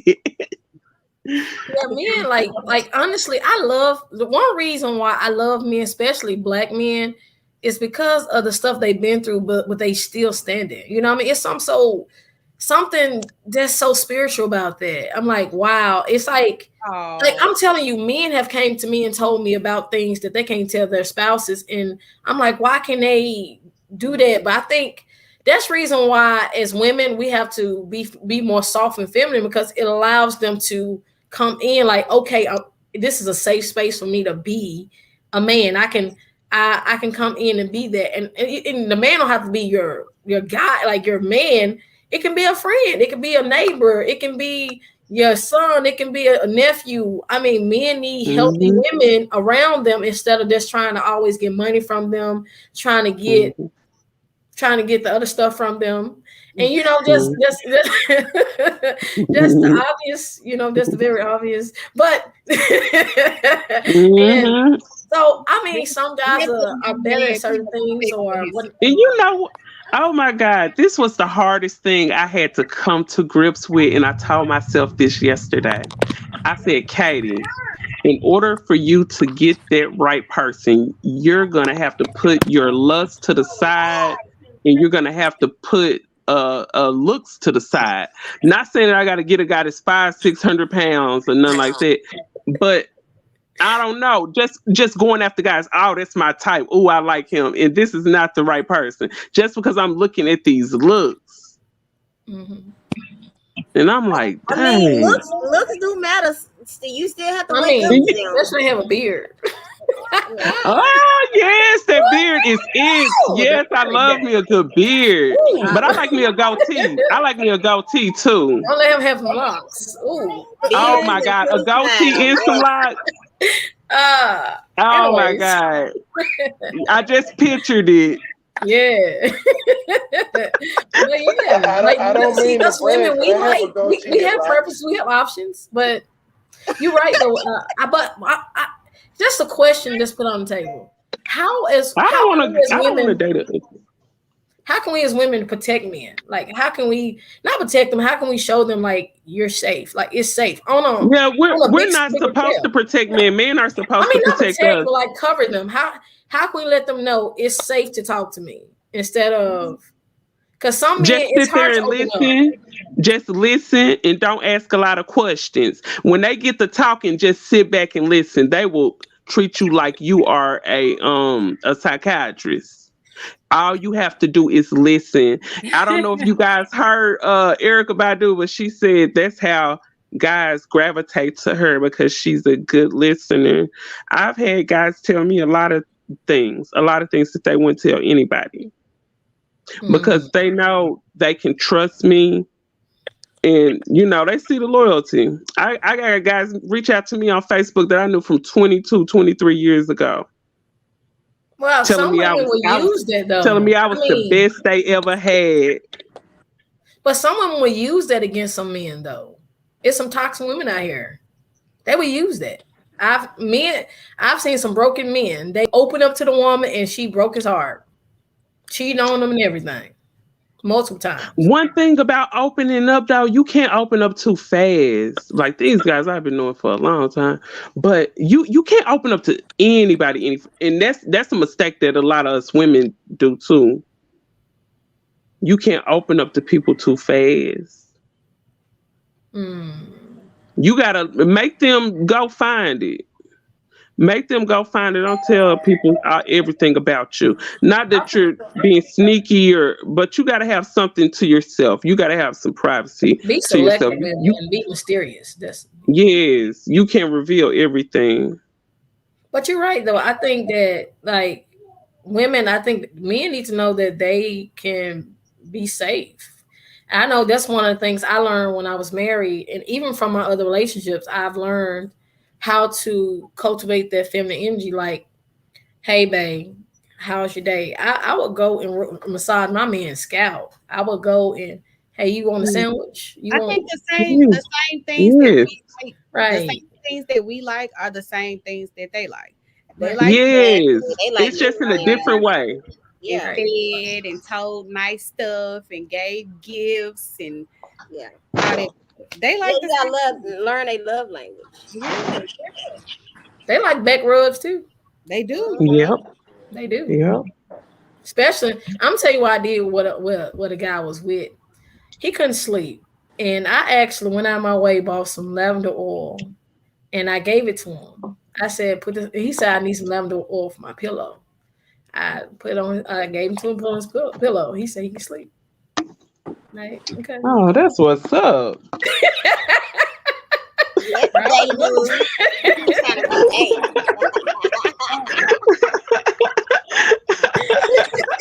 Y'all so silly.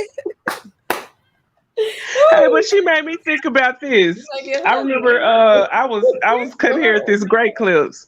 One of my clients had a bad headache, and I gave her some man, what's this stuff? It's called tea tree oil. Oh yeah. Yes, And I yes. put some on a napkin. She just smelled it. Her headache went right away. Yeah. I'm gonna try that. Yes, try that. I know men like that. Men like scalp massages and things like that. I promise you, I have male clients as a cosmetologist. They don't come to me because, hey, I mean, I am fine with these hands, with the hair and everything. I'm not bad. I'm good at what I do as far as hair and everything I create. However, I know you just standing there. I'm just massaging. Like, I just want you to grease my scalp. That's it. Just grease my scalp. I'm gonna pay you like $15. I'm like, just grease the scalp. Is it just that bad? But guys want to be touched. But it don't have to always be about sex. Yeah, your hands. Yeah. That's my hand. I think it's not always about that. They want intimacy too. I think that's the only way. I think that's their way of being intimate. That's the reason why they ask for it, or it's just their way of being intimate. But they want intimacy. They want their scalp. They want somebody to listen to them and pay for their lunch sometimes. And what really gets you is that when somebody wants something, but they don't tell you, they use their body language. Right. But sometimes you gotta come out and man, closed mouths do not get fed. Right. They need to say it like, hey, I want this. Yes, I want somebody to tell me to do it. Tell me to do it. Bring that masculine energy. Make me. I want this, baby. Right. I think that's the reason why it says miscommunication. And it goes back into like those default systems that they go to, like this is what they used to. And you have to look at the people that hang around too. But my thing is, as women, we have to do better with, like I said, just letting him be free. But the thing is, sometimes it's taken for granted. Like I think men take women for granted, and women take men for granted. And as women, we have to do our part just to make sure we're covering our men in prayer. We're covering our men. Yeah, like we'll cover him and let him know that, hey, babe, this is a safe space.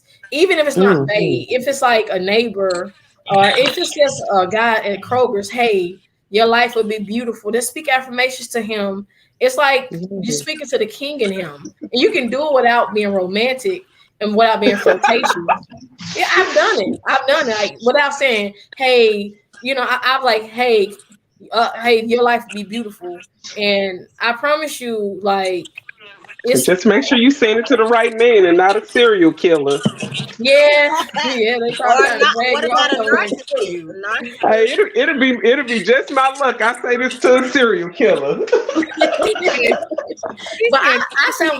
I've been very careful. Usually, if a guy comes back around or something's like, hey, remember you said this? I'm like, yeah, this really encouraged me. And it's like, I think some guys want that from their women, but people get too comfortable. It was something that my friend sent me.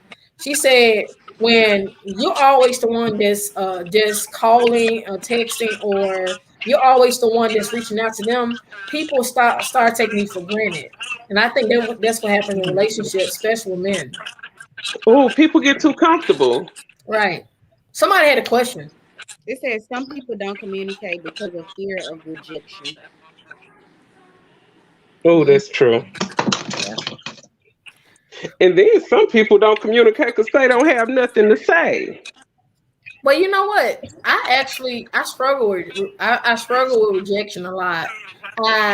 And it's just an inner battle with me. I did a segment on it, and it's just not feeling like you're good enough.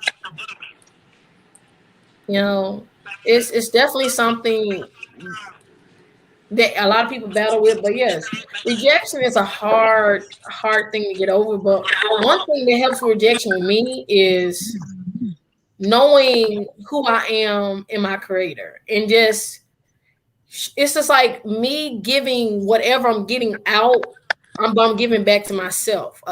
You know, it's harder. It's easier said than done. But rejection is just you feel like you're not enough. So I affirm to myself, I am enough.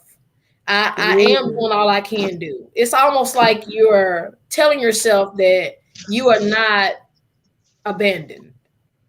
And yes, that that's rejection true. is a big thing. But I'm telling you, I still deal with it. And I'm gonna tell you, I think I'm pretty transparent. One of the times I was on here, I pined over an ex for like 6 months. And it took me a long time to get Oh, over the that's a ex. long time. I Girl, know. they say to get Once over I one, let you it gotta get go, under another. yeah, it's just I felt rejected by him because I'm like, I gave you a great deal of myself, but then you used me. And I had to really get past that. But doing some shadow work, it has really helped me to this place where I can just, not in a toxic way, like just let people go, cut them off, but it's like I release you. I release your energy. Oh, yes. You know. Oh, I do shadow work too. Mm-hmm. Hold on, did somebody do some book on? Did you have a book about shadow work, Natasha? Well, it's not about shadow work. My encouragement journal is journals that I wrote to myself, like in certain situations, where I would basically talk myself into like a better headspace.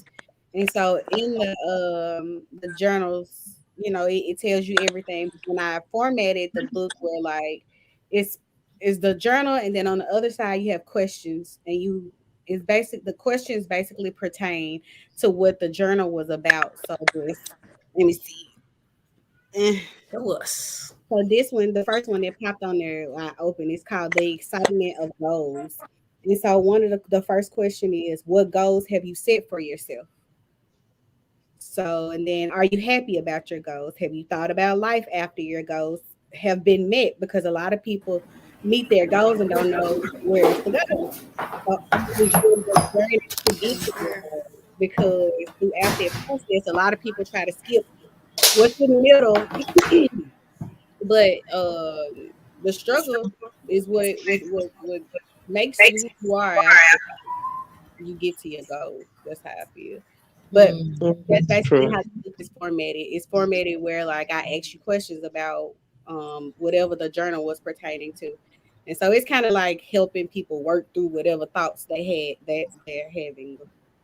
I guess like I had to. Oh, that's so true. I think the struggle polish us. The struggle polish your spirit. Yes. And if you just kind of think about polishing, they get the rag and whatever it is they clean with, and they rub it and they rub it, and it don't feel good. It's like if your kid don't bathe themselves right, and you got to come in there and scrub them. We call It them feels growing pains. oh, they get on my nerves. But You said growing pains? I call them growing pains. yes. It's like you so uncomfortable. It's like, it literally hurts, but you have to like push through it. I don't like that feeling.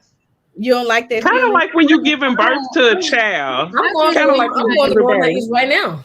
I'm going through right now. I just feel like I just want my blessing without struggles. Like no, you want to go just to get my blessing. The only way you can get that is if you sell your soul. Ooh. No, that's true. No, that's true though. That's true. Like I think the real blessings. Yeah, the real blessings you struggle. But I'm going through them now. I had to sell my second car. True story. My car was down. What you say? I didn't sell my soul, but I sold my car. Sold my car. I didn't sell my soul though. But my car was down for 2 months, and it was a good car. and I cried. I didn't understand why. But now I've sold my car. I was like, I feel such relief, and it was something God said to me. Oh, it hit me to my core. And it was that God was like, I can't give you nothing new if you got something old in the driveway. It was like something Steve Harvey said. It brought me back to that video. And so, like, I'm sitting here and pondering on fixing the car. God was like, let it go. I'm like, I didn't want to let the car go. And so now I'm looking online. I've been looking online for the last 2 months or so, but last 2 months. And now I'm getting back. People like, okay, this car is this much. So now I'm in a place now where I'm manifesting the car of my desire. Because God was like, you want this, but you had this car, but you just not something you really I wanted to give you. And so I had to go through that. And I was telling Alexandra about that. We talked a lot. I was like, I really had to sell my car. And I cried. And I literally was like, man, my car gone. I was just mourning the loss of a car. It was almost like mourning a ghost. Like that car's for somebody else now. Something better is coming.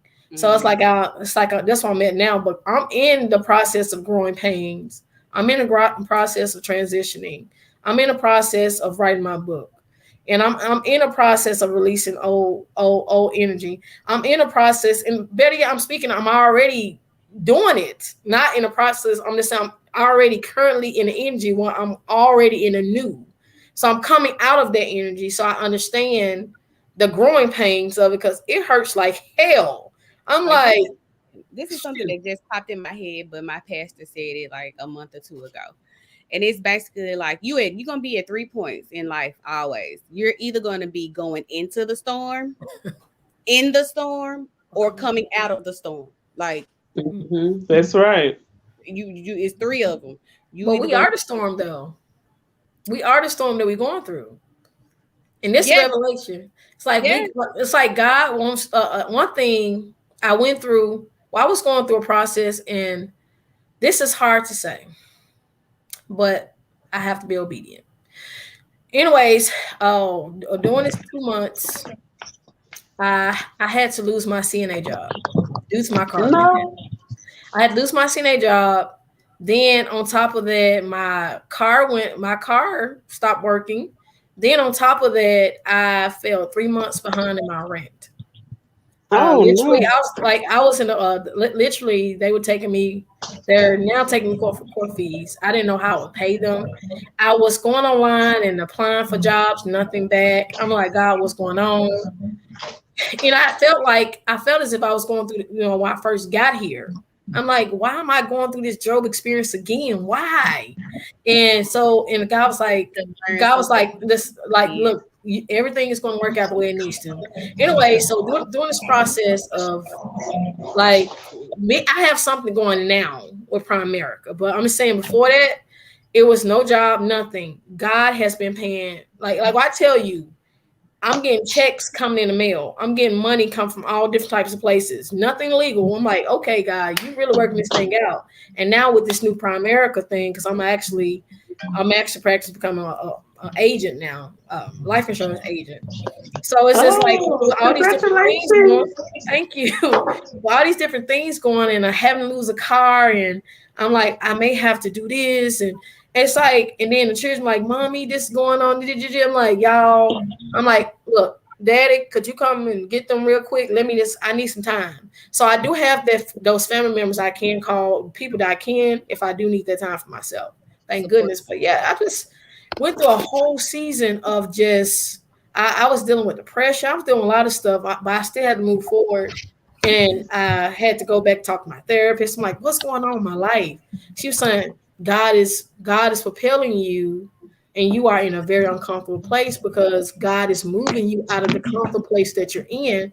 And I was like, God, where the hell are you? Forget you. I was just like very angry. And it was just a whole lot of, I was just throwing an adult temper tantrum because of what was going on. You were yelling at the sky. Yes. And so doing that, I was like, okay, I'm getting my hustle. So now I have now that I have like, I'm like every morning, like, this is my goal, this is what I'm gonna do. I was like, now I see that God was pushing me out of my comfort zone because I was comfortable working at CNA job. I was comfortable making that little money. God was like, I want to give you more money. So it was just like one of those things. Now I get more money now. Like that's what I'm saying with this new job that I have now. I'm like, it's giving me what I need. But I'm like, okay, God. All right. So I'm moving towards this. So it's like one of those things. I'm still seeking direction on like, is this the right thing I need to do? But yeah, it's just I went through just a trial in a time in my life where I was just like, Ashley, like, okay, I don't want to go through this. I just want it easy. But it's not. And then the thing is, seeing my daughters got to eat, seeing their bills still need to be paid, seeing that I still need a roof on my head. And I'm still paying car insurance, and I can switch it over to my new car. So it's like all this stuff is just working together for my good. I'm like, okay, God, I can't see how, but now my faith is so strong now. Where God was like, I had you going through that storm to discover the new you that I knew was there. So you have to go through all to get to the new you. And it's like, wow, that's what I'm at now. I'm walking in that strength now. I'm like, okay, God, I'm confident in who I'm going to be. I'm walking in that. It's now still real to be like, look at yourself and be like, okay, I'm 32, but to look at yourself and be like, dang, like this is the 32-year-old Natasha. Like, wow. Oh, I be thinking the same thing. Because I just made 40 in March. I just made 40. Yes. And I was like, oh my goodness, I'm 40 years old. So I look back on my life, and this is what I've seen about my life. I right after high school, I hit the ground running, got into the workforce, went to Job Corps, got a trade, and then I started doing it. And I was saving money, and I accumulated some things. And then I kind of look at where the place where I came to a standstill in my life was times where I chose the wrong person to be with. And it's like it slowed me down. I think if I'm running a race and someone behind me is slower and they want to catch up to me at the finish line, they're going to have to speed up. You should not have to slow down. And when I just out there, you looking at life like it's a race and putting it in that perspective, all of the runners that keep up with you are going to go the same speed, or they're going to go faster than you. Right. They don't need to go slower. Right. Well, I mean, since we here on the topic, if I don't know how long this show can even run. Like I don't know how long do the show usually run, Trey? Until people get tired of talking. Oh, okay. I didn't know how to go. Okay. I'm just this new format for me. This new format for me. But if like for all the women in the world, just say any woman that's watching this, even your daughters, nieces, like what's the message? Like what message as a woman would you like to give to the other women that's watching this, even men, anybody? Other ladies on the panel, how do y'all feel? Well, I feel like it's all about self-love, self-care. That's what I'm teaching my kids, not just my daughter, my son, about putting yourself first and enjoying life. And I used to think life was about like having rules and like sticking, I got to do this in a certain way or whatnot. But I'm learning like as time goes on, that just be free, like live your life the best way you can. Right. That's right. It's all about peace right now, trying to find peace, love, joy. That's what I'm on. Man. Yes. Oh, Natasha?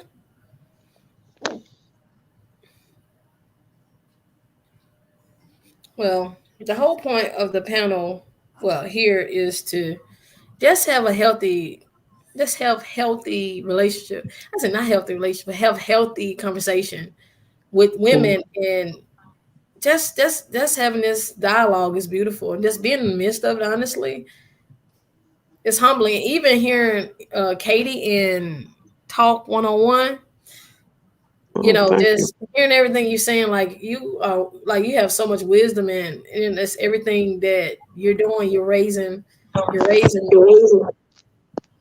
just like everything you're doing. It's beautiful. I would like to meet you in person, like so serious. Yes, thank you. We're gonna have to have a meetup. I'm Yes. in Little Rock. Trey, you're in Memphis, right?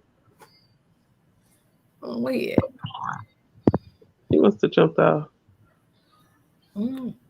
Yeah, I'm in Little Rock though. Little Rock, Okay, Arkansas. but you know, honestly, I think men need to have this. I think it'd be great to see this with men having healthy. Oh my God, I think it would be wonderful. And I'm talking about some real talk. I'm not talking about sitting around calling women B's and H's. That ain't no real men talk. I'm talking about y'all sitting around talking about the stuff that men go through. But hey, sometimes it involves some B's and H's, don't it, Trey? Well, Katie, yes, I'm in Memphis, and Joy and I will be in Little Rock the 22nd through the 25th of this month. Oh my God, we're gonna have to meet up at Big Whiskey's. We're gonna have to meet up downtown. I'm gonna have to show y'all downtown, baby. Now I can take you to the upper. I can take you to the upper part of the city. I can take you to the slums. Where you want to go? Why would I want to go around niggas? Oh, we had a question for Trey, right? What was the question that's then?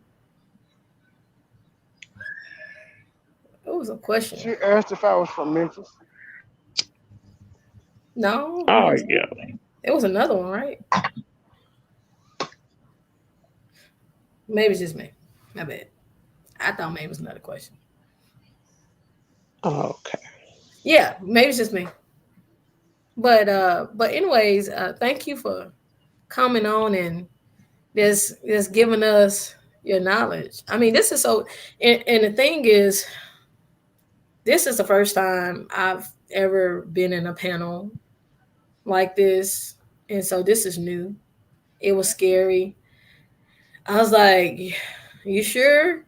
And because the thing is, I see a lot, I talk a lot, and I write a lot.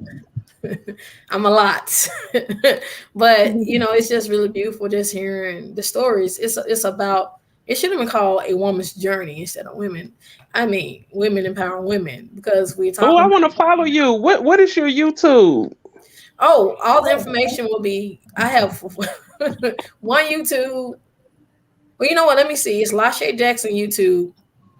On Instagram, it's Lashae Jackson 524. Shay's Heart to Heart. Lady Locks 2020. And I think it's Lashae Jackson. That's another Instagram. Also, the Facebook is Lashae Jackson. And the pages on Facebook is Shay's Heart Academy and Shay's Heart to Heart.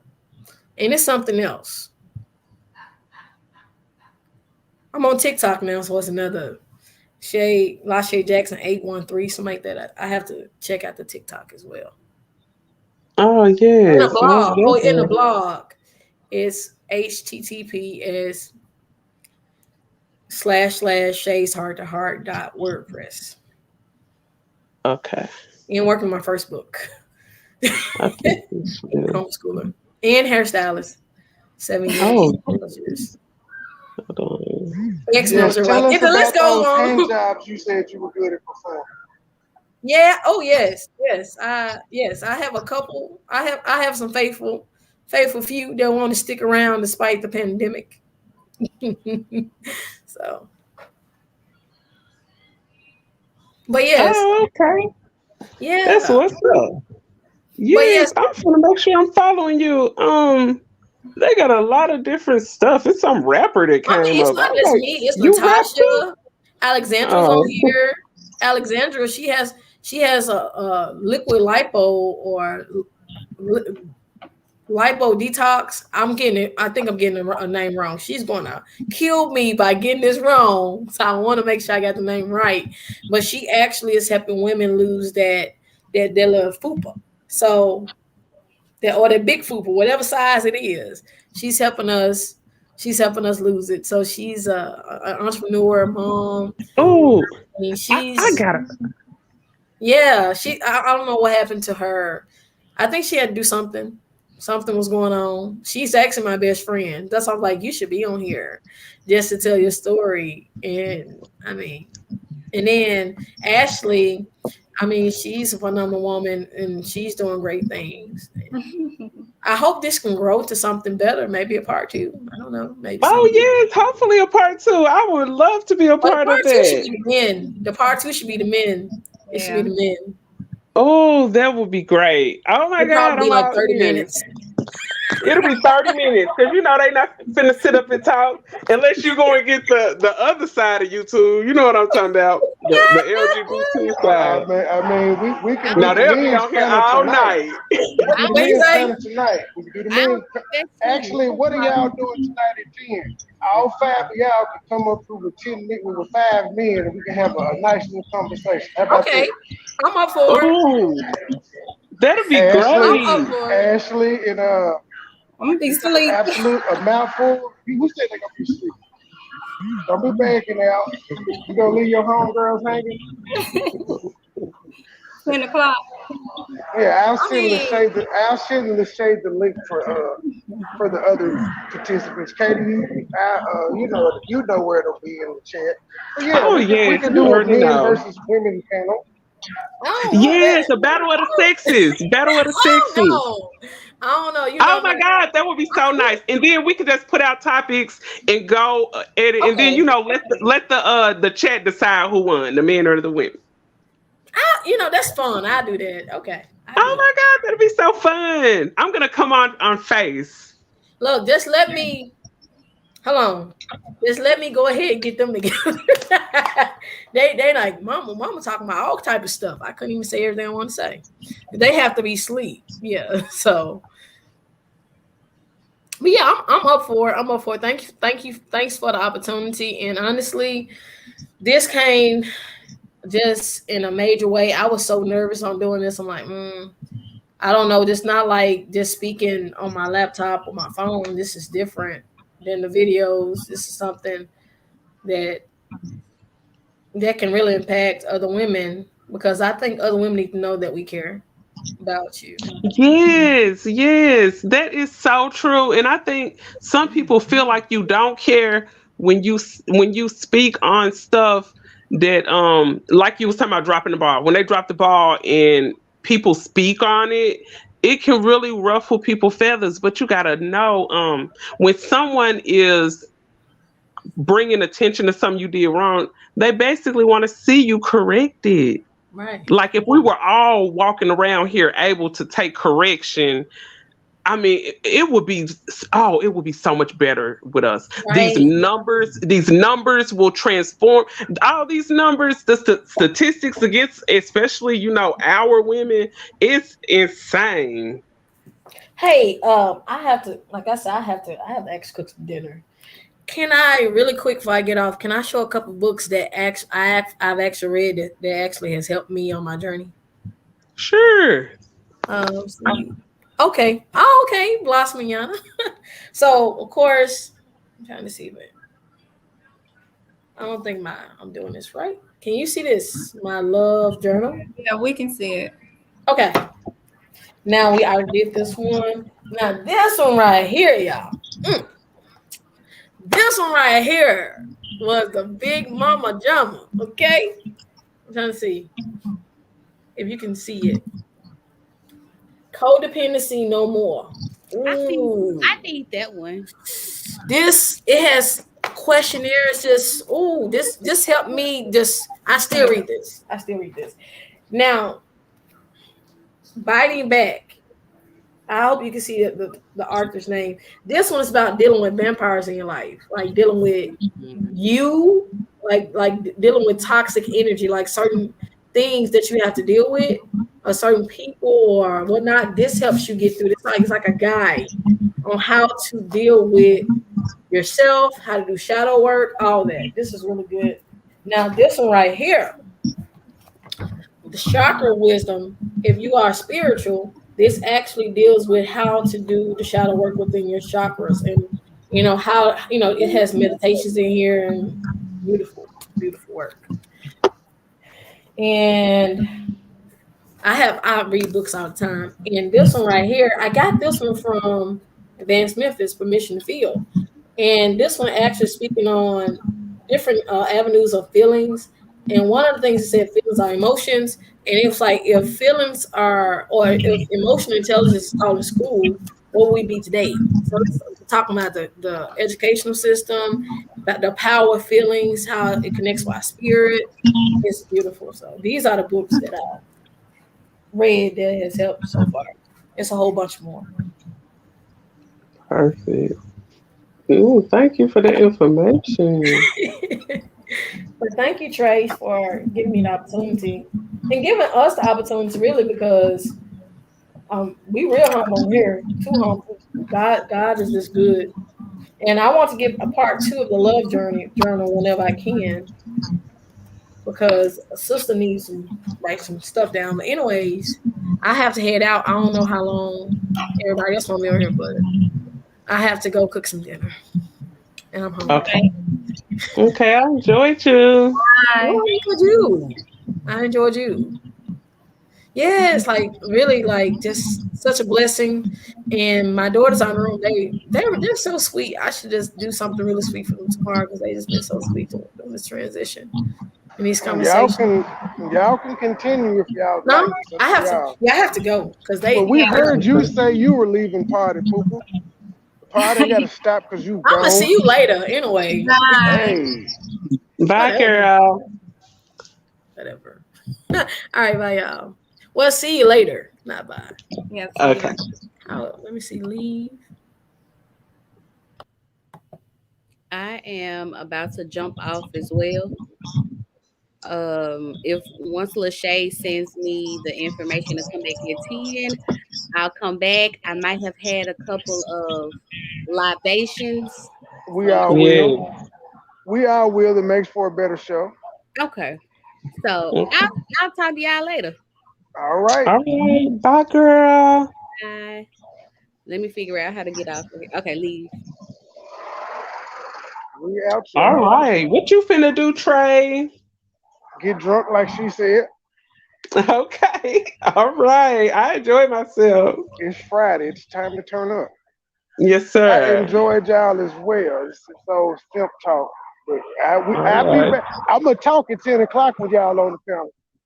Okay. Okay. See y'all later. We out. Okay. See you then. Okay.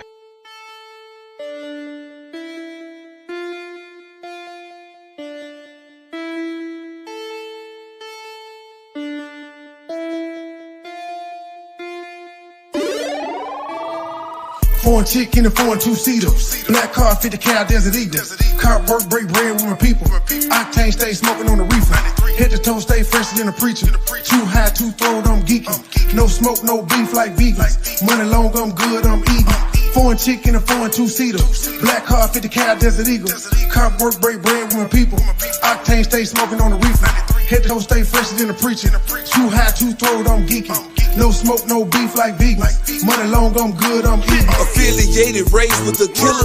Way before Facebook and Twitter. Bad guy feel like the realer. The land of odds feel like the wizard. Met a chick, say her name Crystal. Booty big, soft as some tissue. Corporated, started from a dealer. Steel curtain just like the Steelers. I'm in traffic doing what I want. Promoters call away from Arizona. Couple more, come from Oklahoma. Pockets bigger, you can say they grown up. Own pistol, never need a loaner. Own clientele, I've been a corner. Willie Nelson, guess I've been a stoner. These rappers fake, Bart Simpson, Homer. Saddle up, but we ain't ride horses. Designer shoes, but still rockin' forces. In the trap, we never had trusses. I'm paranoid, I think I'm hearing voices. Seeing what I say, I'm paying portions. No matter what, you never can afford it. I'm the shit, I think I need a toilet. Out of sandwich bags, I guess I gotta foil it. Foreign chick in a foreign two-seater.